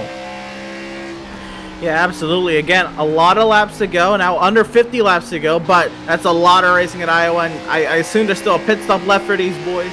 Tires definitely still the talk of the town up here, and I think, you know, over the course of the run, we've seen Ola, of course, just be amazing on the long run, and we're starting to get into that range now. Is this where Ola's going to shine? Klein had to look to the inside. He's going to lose a little bit of time down the straight, though. Will Klein sitting P3, watching first and second in front of him. I'm going to take a stab at what I'm going to make a big guess. I'm going to say Femi Olot kind of on that restart, maybe used up a little more of the tires than he originally wanted to, as you're watching Jared Darling and Hertzeg go side by side. Now this is for 4th spot. Hertzeg down to the bottom side, going to see if the 96 can clear car number 1 out of turn number 4. He does, but just barely, maybe almost a little bit of contact, as he just had the slightest of room. Molyneux shaking things up as well in this group with Tommy Gossett, but I'm wondering if Femi kind of held on to his tires in car number 18 enough to now be a little bit on the upper hand as we're side by side again now. This is going to be a pass maybe by Molyneux to the inside for 5th, pardon, as down the inside the 45. Will she be able to clear off of turn number 4? The answer is no. And you see Tommy Gossett has fallen into this battle as well. In fact, on the far side of it is Ashley right back up the inside of Jared. No dice, couldn't make it happen. But Tommy Gossett, he's not quite looking like he's going to keep that stat running, but there's still over 40 laps to go, and anything can happen if we just get a restart, maybe a caution that changes things up a bit differently. So Tommy not out of it yet, but he's got his work cut out for him as he tries to get to the inside of Jared Darling and maybe take that 6th position away. I think what you're starting to get at, though, Joe, was the effect that the tires may have taken there on the 18 car, saying he may have run those tires off. I think that is certainly unfortunately not the case. He is driving right up to the back end of Chad Oxendine. I don't know that he's got the opportunity to pass just yet, but again, he's going to sit back, he's going to be calculated, and something I noticed that Emerson even mentioned was Will Klein letting that 18 car go by early. Well, that mentality is to save tires. Femi can absolutely grab some positions and still save tires. He knows how to do it. Will Klein clearly doing the same thing. These guys wanted to let Chad Oxendine lead these laps. They're focused on the win, not the most laps led, and they want to go grab it. Ashley Molyneux, though, with a slide, she falls back now into 8th. And I was just about to mention the drive that Molyneux had. Remember, she started 3rd, fell back to nearly outside the top 15, drove her way back into the top 5 momentarily. Now trying to fight her way to stay in 7th against John Barry as Jared Darling and Tommy Gossett continue to duke it out for 5th. Still an amazing drive back through the field for Molyneux with still some time left. Yeah, definitely time left for Molyneux, and she's done a heck of a job to get back up this far. I want to mention John Barry right there. You see the 74 car running P8 right now. That's kind of one of those sleeper guys who just runs consistent freely and runs quiet in the top 10 up to the end of races. I've always thought John Barry is one of those guys to watch at the end of a race. And hey, we're getting closer to it, so watch that 74 car. So maybe he can get a couple more positions, maybe even fight for a podium if he's granted a chance to catch all the way back up to the guys who made a pretty clear distance away from 4th and 5th places. Herzeg and Darling, we're going to go for it maybe, but we'll see what happens. We've got, 40 laps to go, so there's plenty of time left, but, position by position, you got to get up to the front at some point. I'm glad you mentioned John Barry there, Joe. He comes into this race 5th place in the point standings, currently 8th on the racetrack. Always consistent is that 74. He's got a couple of championships to his name, and I would imagine that he'll be one to be reckoned with as Tommy Loose out of 4 saves it. Wow, what a catch there from Tommy Gossett as we complete lap 111 that time by. That could have been a spin, and it's so easy to have happen as soon as you get sideways in these cars. They tend to want to spin, usually if you're already sideways like that, but a pretty good catch there as we're starting to see these two leaders drive right back to one another. The pro driver, Femi Olot, all over Chad Oxendine. We'll see here. It'll be interesting to see if Olot will send it to the inside. He's trying to anyway. I was about to say, because Olot made some amazing ground on that outside lane early. If he can get to the outside of Oxendine, it'll be, I think, game over. But if Oxendine holds that outside, he can put up a great fight against Olot here. A lot of laps to go. Olot trying to put the pressure on Oxendine down the front straight as we right on the nose. And one thing we saw with Zoltan Herzeg when he was leading this race was protecting that top side seems to be the way to go. And it looks like right now Chad Oxendine is more or less doing the exact same line that we had seen that 96 car run earlier in this show. And obviously Femi Olot is very skilled and will be able to figure out a place that he can put that 18 car to try to at least put the nose on Oxendine right now. But for the moment, the top side is the place to be.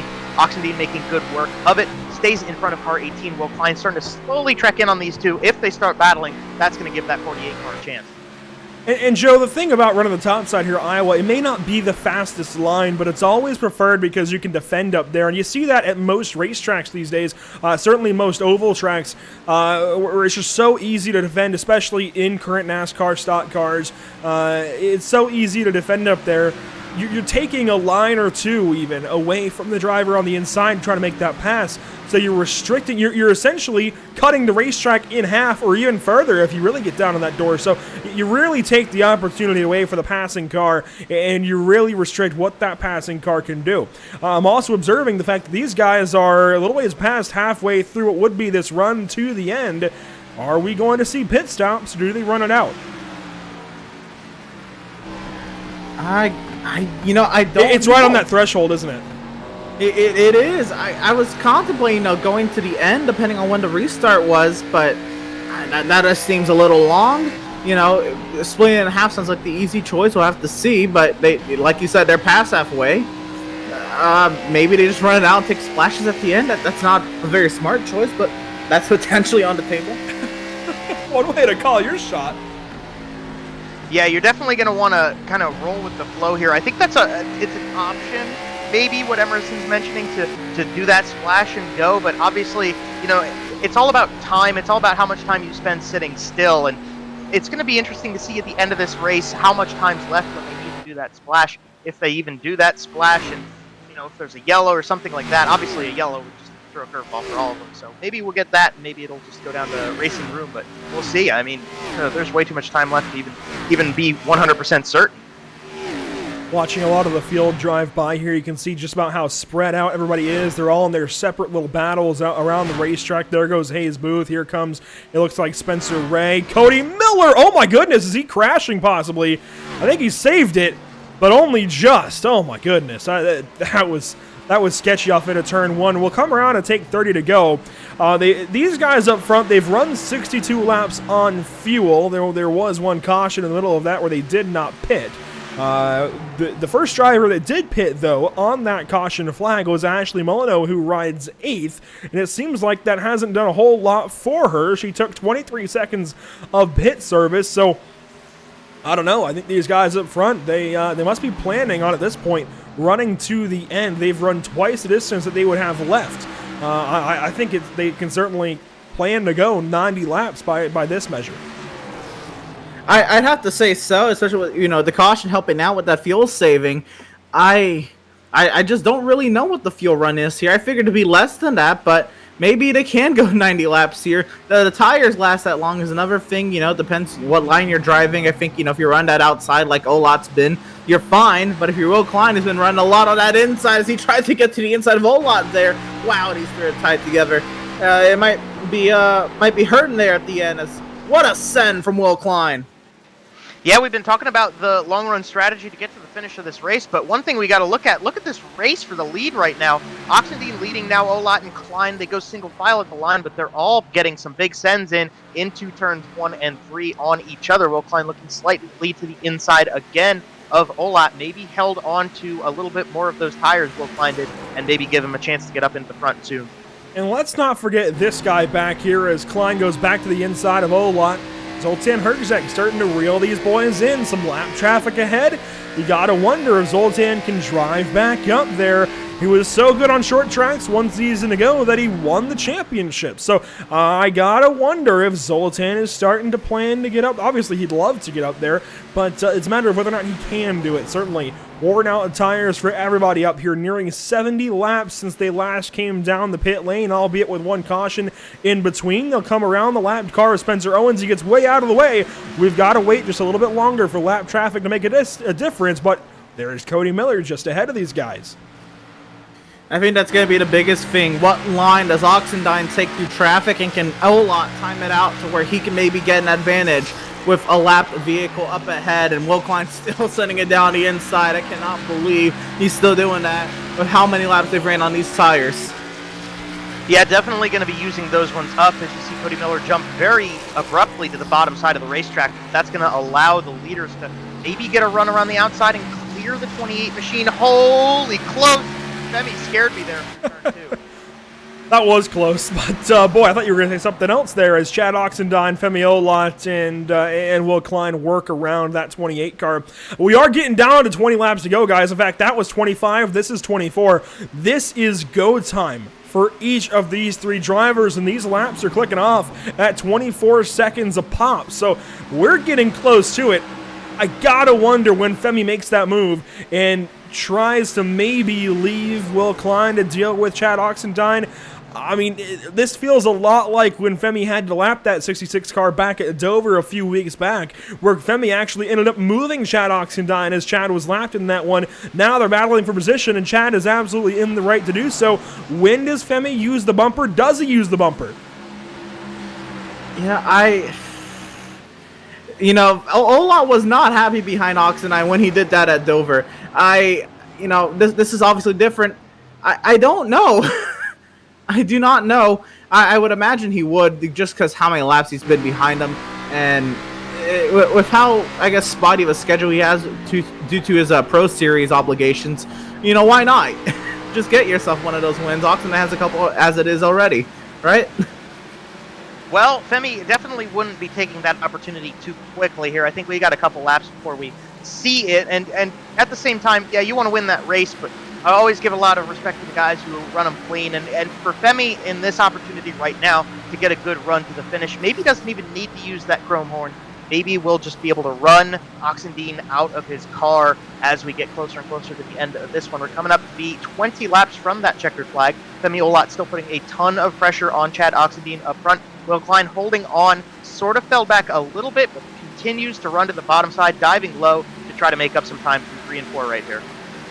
Still nose to tail for this top 3. Klein starting to fall back. Those tires look like they're starting to fall off. And at this point, what if Chad Oxendine has intentionally been saving, backing these guys up to one another, and just waiting for the right time to start sailing away? You gotta wonder. At this point, I mean, that could have been the strategy. That could have been the move, I would say, for the 66 car. I'm just not so sure. Femi is so good center of the corner. He's not quite as good off because he's having to go low to try and get by that 66. But I wonder if you were to get the 18 to the outside, I would imagine it would go by pretty quickly. Absolutely. I don't think Chad is really saving. I mean, maybe at this point he is. But I think this is just Olat just really, really doing so well on these tires over the course of the run.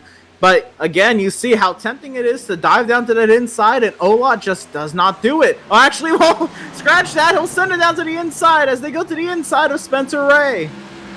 Spencer Ray stays out of the way as they come through 1 and 2. The top 3 slide through, and now we've got the race down the back straightaway. Femi Olat made a little bit of a nose dive into turn 1. It didn't quite work out for him. He's holding on. He's got Will Klein looking to the bottom side once more. Will Klein does not get that run. They come back to the stripe again. Oxendine just holding on very well to that top side run. We're on board now with Will Klein again as they go into turn 1. You can see how quickly those guys are trying to get in, and you can see the run that Will Klein gets into the corner. Oh, Chad Oxendine sideways out of the corner. Caution flag.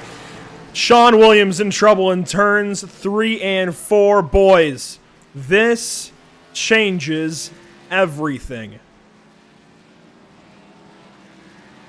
Well, let's think back to who was good on the short run. First, we'll get the replay, of course.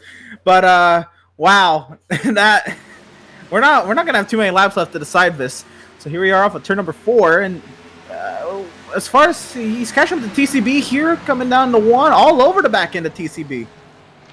Yeah, you saw TCB get loose out of turn number 4 that time. Sean Williams dives to the inside. He's got plenty of guys behind him. They go side by side out of turn number 2. Gets close, a little bit loose for Sean down the inside. Car number 89 diving into turn number 3. Oh! TCB, he just kind of washed up a little bit into the 25 car, and around he goes into the outside wall. That's a tough one right there. And somehow, I think TCB saved it after that contact, but that was bizarre from Sean Williams. He obviously sent it in. That's not the bizarre part, but what's bizarre is the way that 89 suddenly turned around like that. That is not how 2 cars should react after contact. Certainly, at least not at Iowa. That was really, really odd, I have to say. We'll watch it one more time. This is at the turns 3 and 4. You'll see Sean Williams into the inside, contact, and immediately that car just spins around. Oh my goodness, Cole Freilich. 2 really close calls in that. Wow. What an avoidance. What, I guess, luck for Cole Freilich. I don't know what happened with Sean Williams' car there. That was awkward. Maybe some netcode.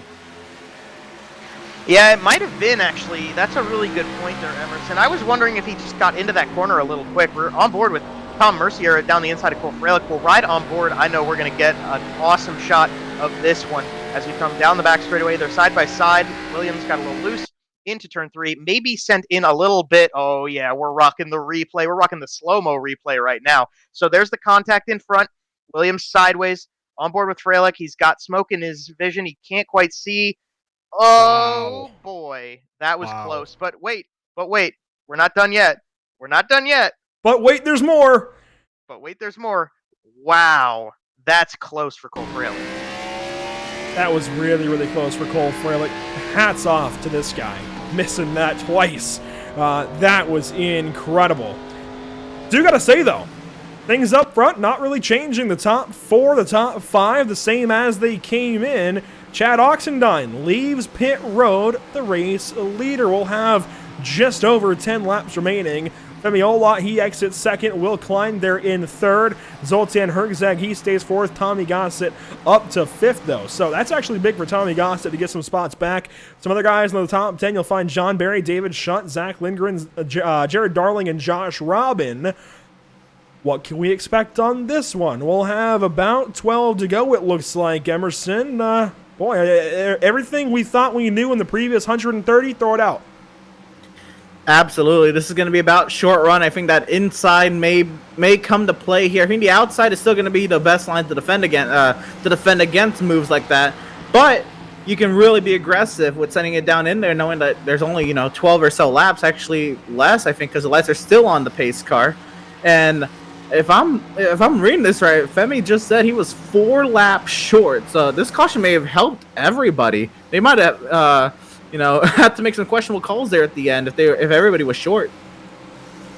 Yeah, this is definitely going to clear that out of everybody's minds. They're good to go to the finish now, and they're all ready for what should be a very exciting restart. I got to give credit. I want to make it known. Zoltan Herzeg definitely benefited off this. Now gives that 96 an opportunity to run with those top 3 guys that he was very slowly catching up to, but all that time is erased, and when they get the green flag again, he's going to be right on the tail of these guys. Zoltan definitely benefited from it. We're going to see if he can take care of it and use that to his advantage further. As we get ready to go for just over 10 more laps, we'll bring in the driver of the 8 car, Josh Robin. Josh, certainly a lot different from iRacing Super Speedway, but good last week, good this week. What do you have in these final 10 or so? Oh man, I'm gonna just go hard. Try to race hard. I love this track, so I'm gonna do what I can. I don't know, man. It's gonna be pretty wild. Last time we were at a short track D-shaped oval, you won. That was Richmond last season. Best of luck here, buddy. All right, thank you. Josh Robin, he's got something here towards the end. He's restarting 10th, and that was a bit quick. Wish we could have talked to him a bit longer, but I'd watch out for that 8 car outside of row number 5. He'll be coming to the restart on the outside of Jared Darling. Up front, though, it's still the same top 4. What can they do? 11 laps to go from the Iowa Speedway. Chad Oxendine waiting on the green flag early. He goes way early. A big restart. He's got Femi by a couple of car lengths. That's going to make things easy for Femi Olot.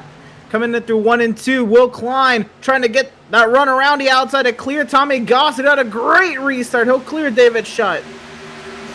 Shutt got an awesome restart right there. I think Herzeg didn't quite get as a restart as he wanted. Femi Olot to the way high side. Chad Oxendine down low. It looks like Klein's running the middle side. Gossett's on the charge. They're all running hard as they're single file for the top 6 and a slew of them behind. Zoltan, big problems on the restart. He's back to 9th behind, well, now battling with Zach Lindgren. But up front, these guys still nose to tail. Will Klein, a bobble out of 2, saves it. The top 2 start to drive away. Side by side behind Will Klein and trying to fend off Tommy Gossett. Femi Olot. Does he have anything for Chad Oxendine? He's going to have to start using that inside, I think. They're going to have to go to the bottom side. Femi Olot, you're riding on board with the race leader who just set the purple lap, the fastest lap of this race so far. Oxendine on a tear. The afterburners are definitely on right now. Oxendine's got a hungry group of guys right on his tail trying to get past him as we get closer and closer to this checkered flag. They're trying their best. You saw Klein go to the bottom again. Gossett in right behind him. They're trying. They're searching. Laps winding down, drivers moving forward, drivers falling back. 8 laps to go that time by the stripe. Femi Olot, he's got to move around. He's got to find some other lane than the 66 car is running. Otherwise, Chad Oxendine might have his 3rd win on the season. 7 laps to go, this time by a slight bobble out of the 66. The whole top 6, though, top 7, maybe even top 8, all single file.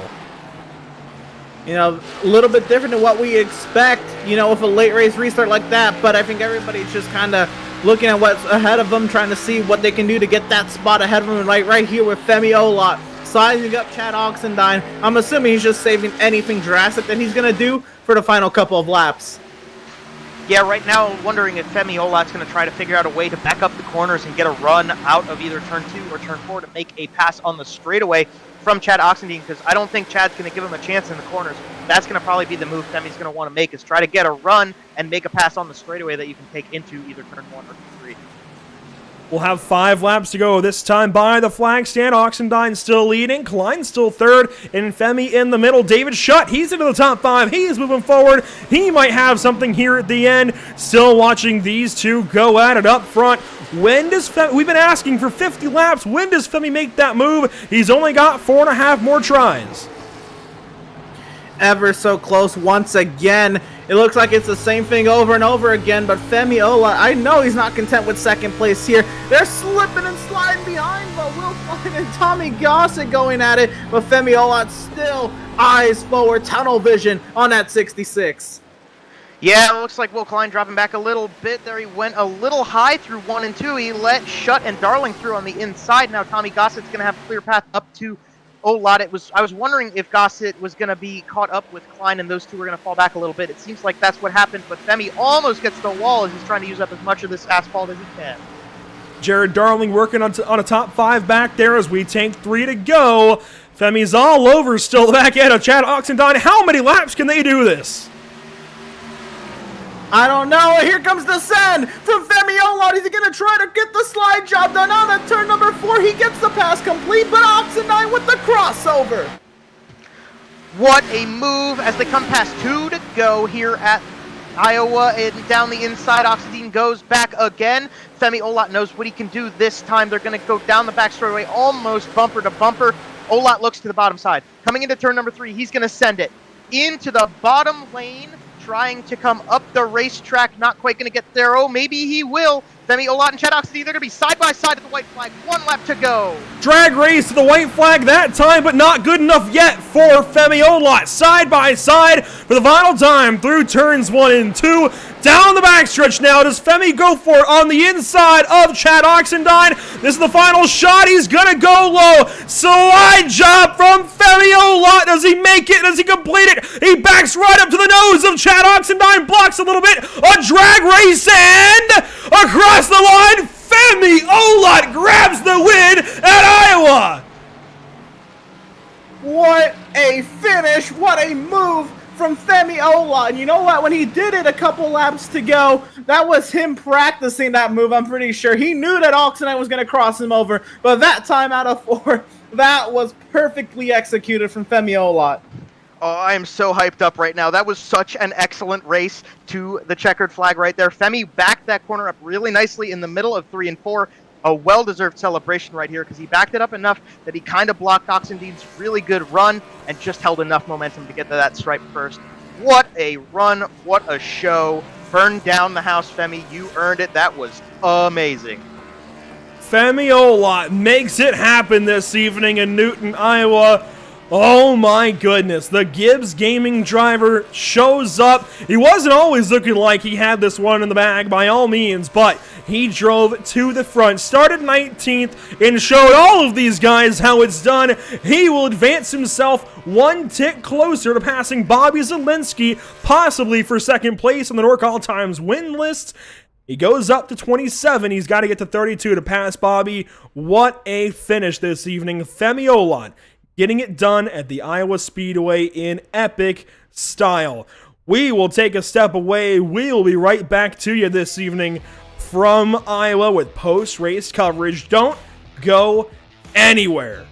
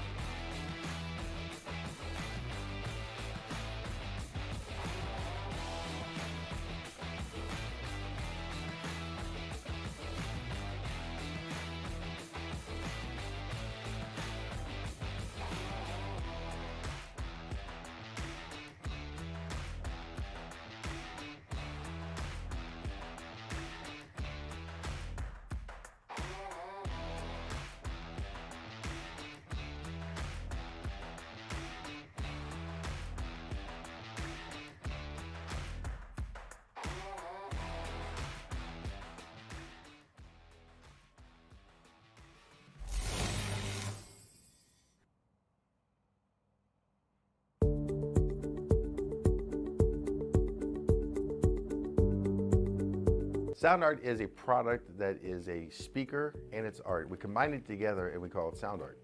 What makes it so unique that any picture can be your speaker? Sound Art gives you the high quality sound without the ugly speaker. This isn't a picture with the picture is the speaker. Just imagine your wedding picture uploaded onto a canvas, and now it's speaking 10,000 tunes. I mean, it's a very cool concept. What we like so much about it that you can take anything that means something very special to you, upload it on the canvas, have it hanging up in your room, your balcony, wherever you want to put it, and now it's a speaker. I mean, how cool is that? It's something that we have that and no one has. No one has this product. It's just a great gift to give anybody. It's just a neat concept. Around here we say, art never sounded so good.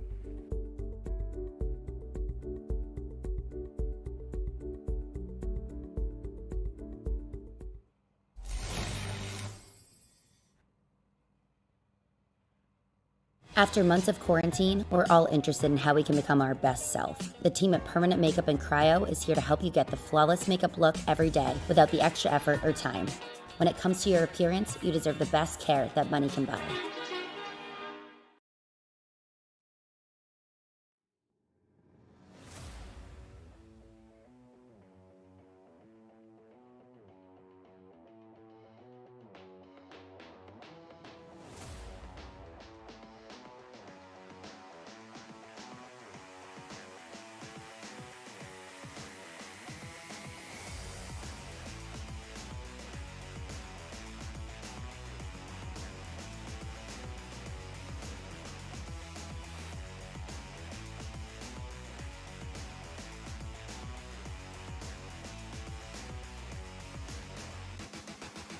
Welcome back to the virtual Iowa Speedway. What a finish we just saw, ladies and gents. That was a fantastic one. Femi Olot gets it done under the sun in the Iowa cornfields. What a fantastic finish this racetrack produced this evening. Fantastic stuff through and through. And Femi, you got it. You came out at Dover. You I don't want to say dominated the race, but you were right there with everybody running lockstep formation. I know it's a big difference. Obviously, you're putting your heart and soul into those NASCAR Cup Camrys, but dropping down to these Supras, you've still got it, and you win this evening at Iowa. Yeah, well, I'm not gonna lie. Like, I really do not enjoy track. I hate this track a lot, and I don't enjoy driving this car. But we're off for some time, and I got a new rim, so I was like, might as well race some more and get used to it. It's a lot better than my old rim, which made me feel sluggish, driving. But it was hard to pass tonight, but I mean, it made for a very fun race. The funny thing is, I was gonna run out of fuel on that run, that last run before the caution came out. So it worked out. Yeah, Emerson Arden mentioned that you said you were 4 laps short, probably some others right there with you. But we got the caution flag set up for that epic run to the finish, and you mentioned it was hard to pass. You mentioned you hate this racetrack. A lot of people have said that so far this evening. Why do you hate this racetrack? What is so difficult then for you here at Iowa?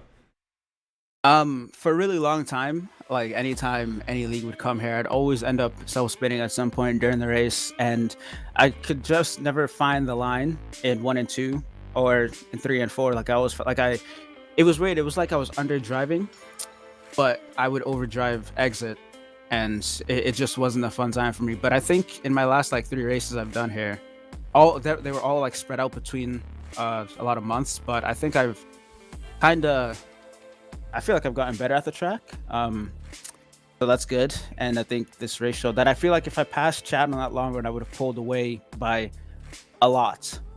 So with that in mind, I think I'm decent at the track now, but it's still just not my cup of tea. I don't know. Like I said, everybody is running the bottom. I tried to run the bottom once, and I just plowed and lost 3/10 on my lap. So I just went back to the top, and it made everybody else go to the top. So I guess I was doing something right.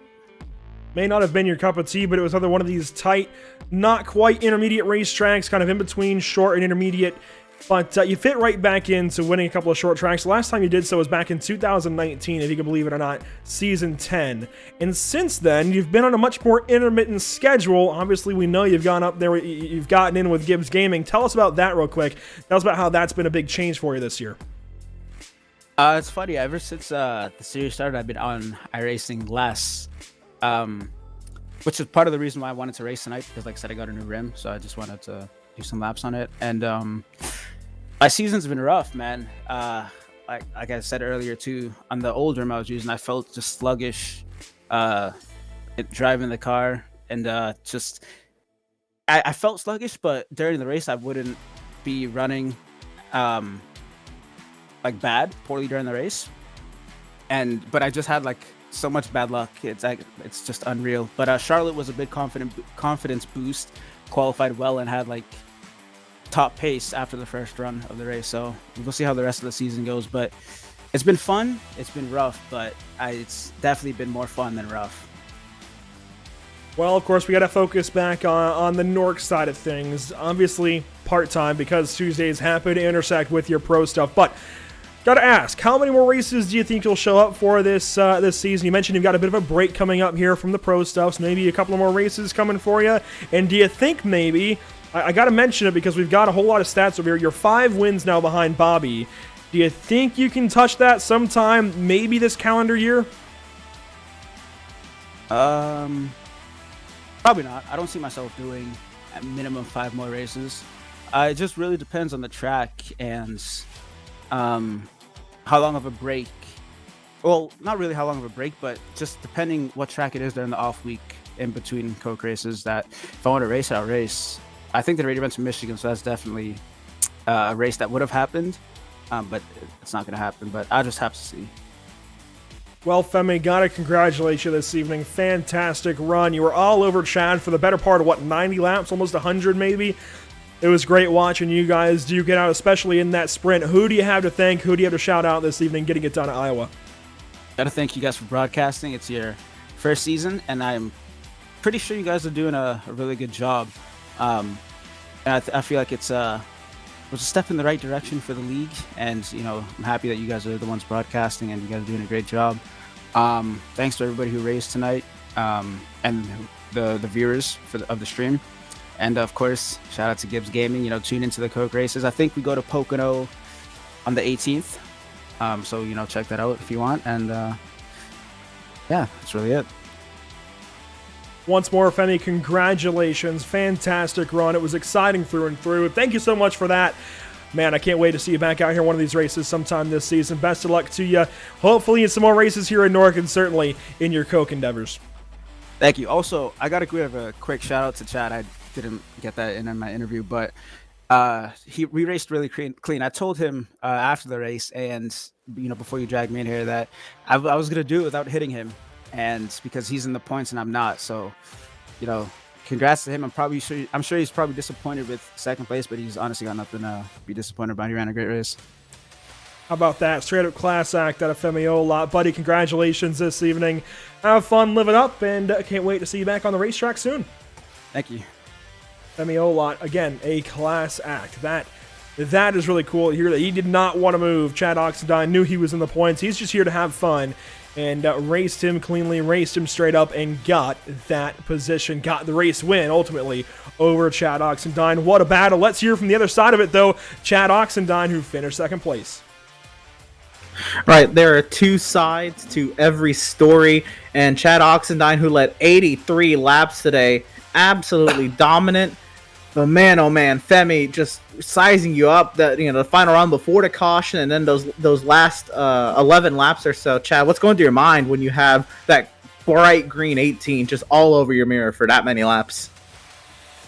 Yeah, I definitely. I was just telling myself, don't make a mistake. Don't make a mistake. And he was obviously faster, but it was so hard to pass and dirty air and all that. I knew if I could just run my line, just do my thing, that I could hold him off. And the yellow comes out, which I didn't really want to see it.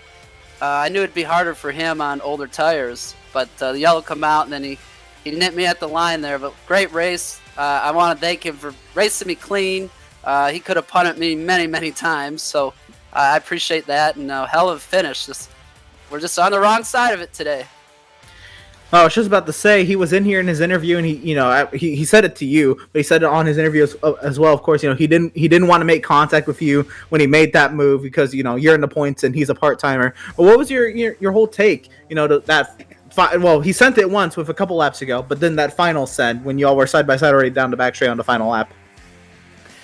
Yeah, I think he sent it with 2 or 3 to go, and I got back under him and got back around him and won. And then on that last in 3 and 4 there coming to the checker, I figured I was kind of thinking the same move. He was going to slide up, and I was expecting him to throw it in there, but he didn't. He kind of went halfway up the track, and I backed the corner up so much I was going to go underneath of him.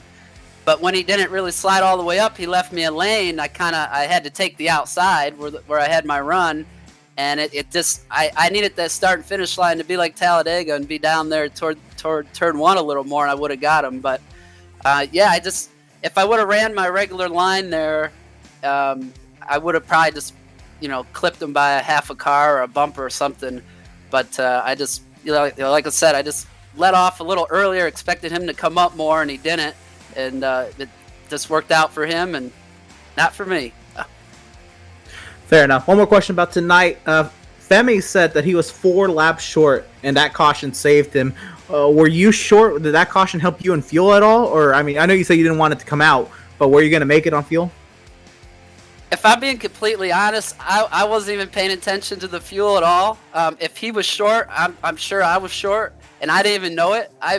I would have ran out and not even known. I was not looking at my fuel. I was so focused on just trying to hit my mark every lap because I knew he was faster and probably Will was faster than me too on that long run. I wore my right front out, and I'll be honest, I didn't even have a clue we were short. So if people started pitting, I would have been like, what's going on? And maybe I would have looked at fuel. But I guarantee if he was short, I was, because we all pitted at the same time, and I wasn't saving nothing. So I was giving her all she had there. Fair enough. So we go from one short track to another next week at Nashville. How do you feel about your chances there? Yeah, I feel good. I mean, love the short tracks. Feel like I'll have as good a chance as anyone next week. Nashville's a lot of fun.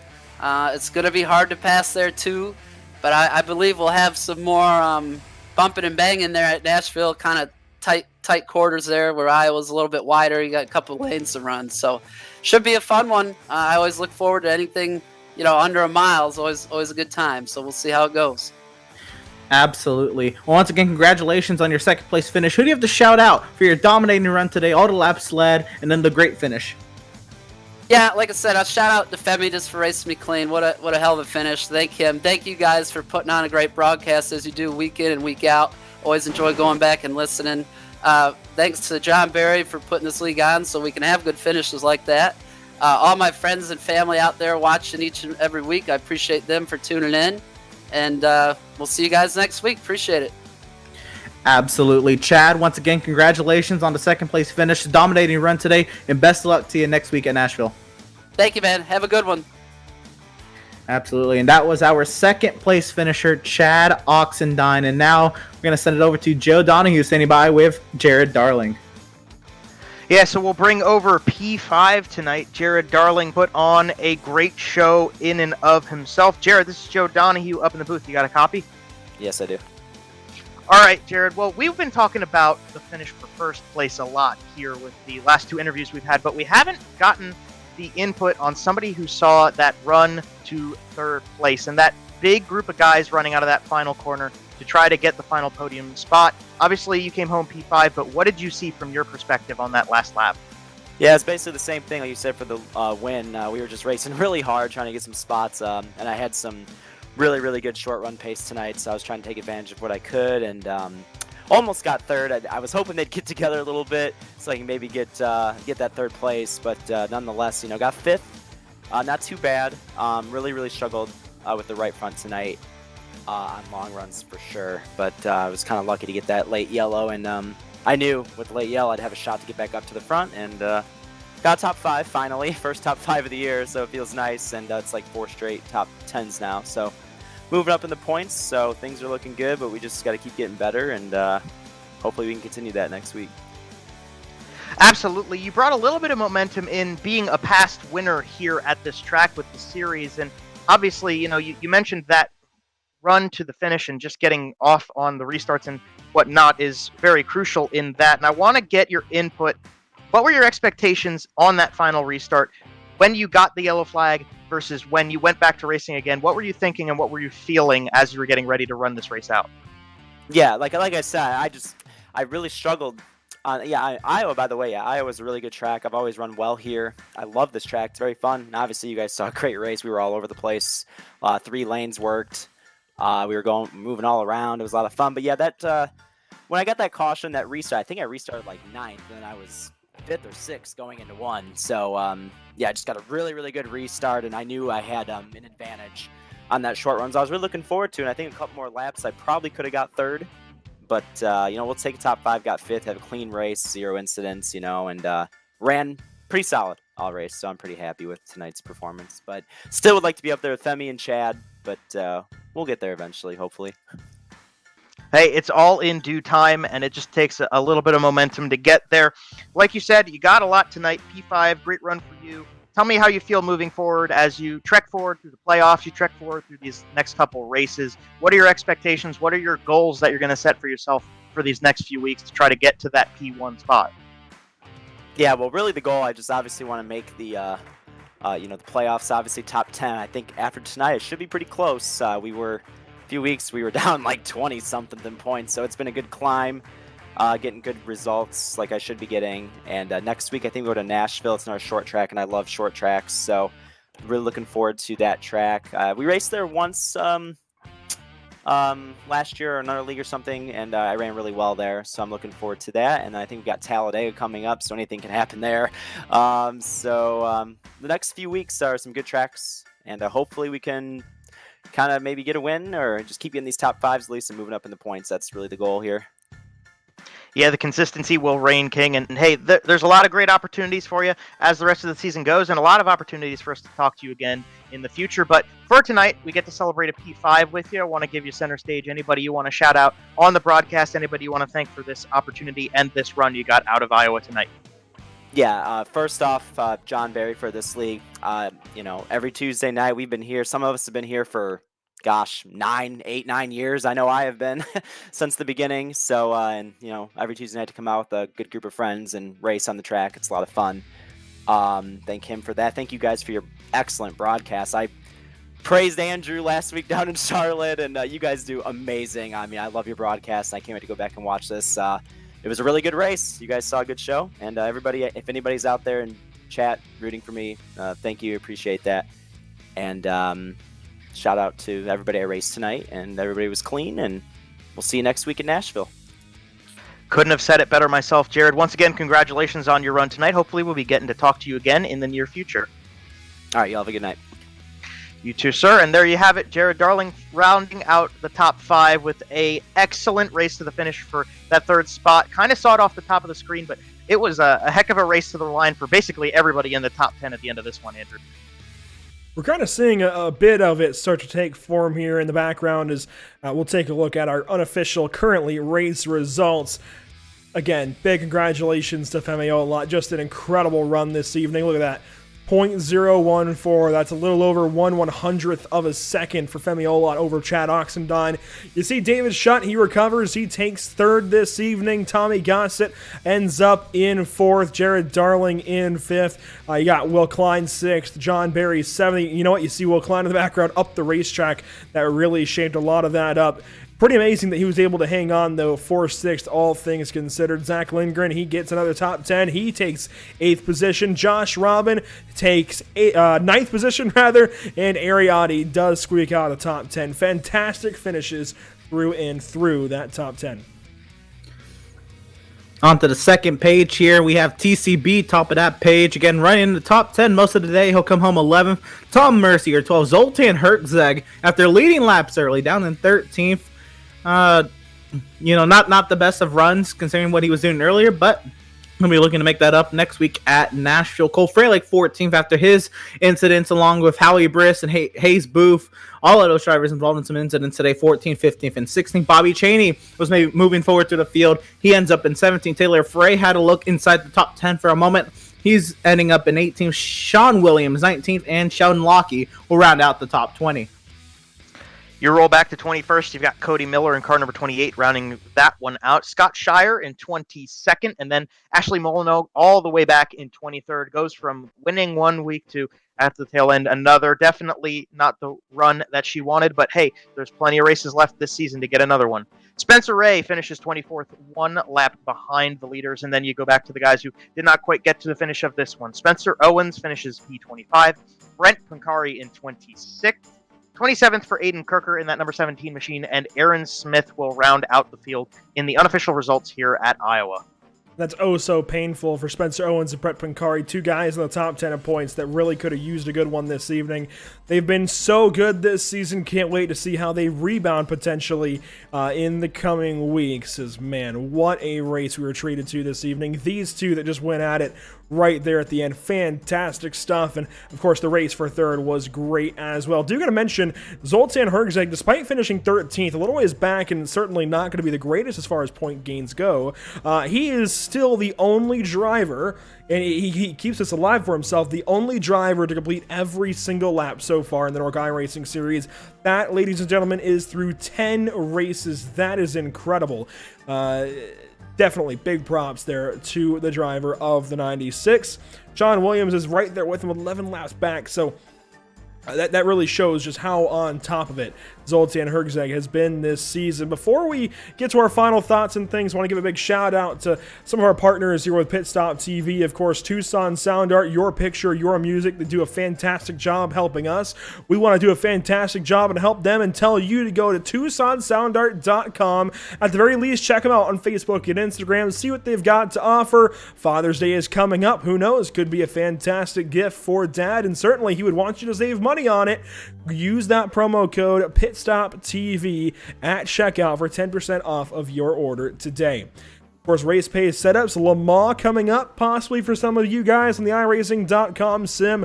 Watkins Glen is coming up as well, Spa. So if you're in the GT racing community, you've got to check out Race Pace for some fantastic GT3 setups, especially with the new build coming out tomorrow. This could pertain perfectly to you if you need some brand new GT3 setups. A lot is changing on those cars. Check them out at Race Pace Setups. Of course, a big shout out to Permanent Makeup at Cryowood, Maine, where you deserve the best care that money can buy, to Whiplash Media, the official graphic and camera provider of PitStopTV, and to BAM Racing Videos, by a race fan for the racing community. Emerson, Joe, it was a fantastic race this evening. I can't stress that enough. Final thoughts then as we leave the Iowa Speedway. Phenomenal show. Phenomenal finish, and again, this track, it does not disappoint. Iowa Speedway was definitely one I was looking forward to on the calendar for quite some time, and man, oh man, this NORC field, again, I say it time and time again, such a great group of drivers, very skilled group of drivers, and they just back it up with a phenomenal show. Can't wait to see what happens next week at Nashville. A little bit tighter, should be a little bit more hectic, but I'm ready for it.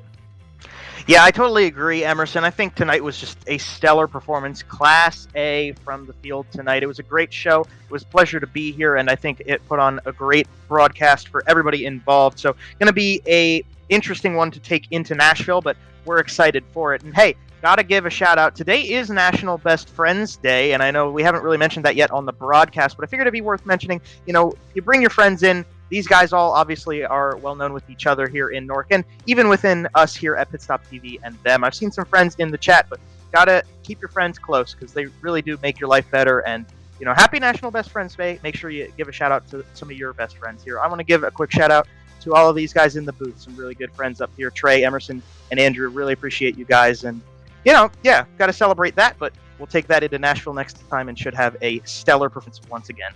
Well, Joe, that, among other reasons, is why we keep you around. I had no clue, and that was so wholesome to get that from you, buddy.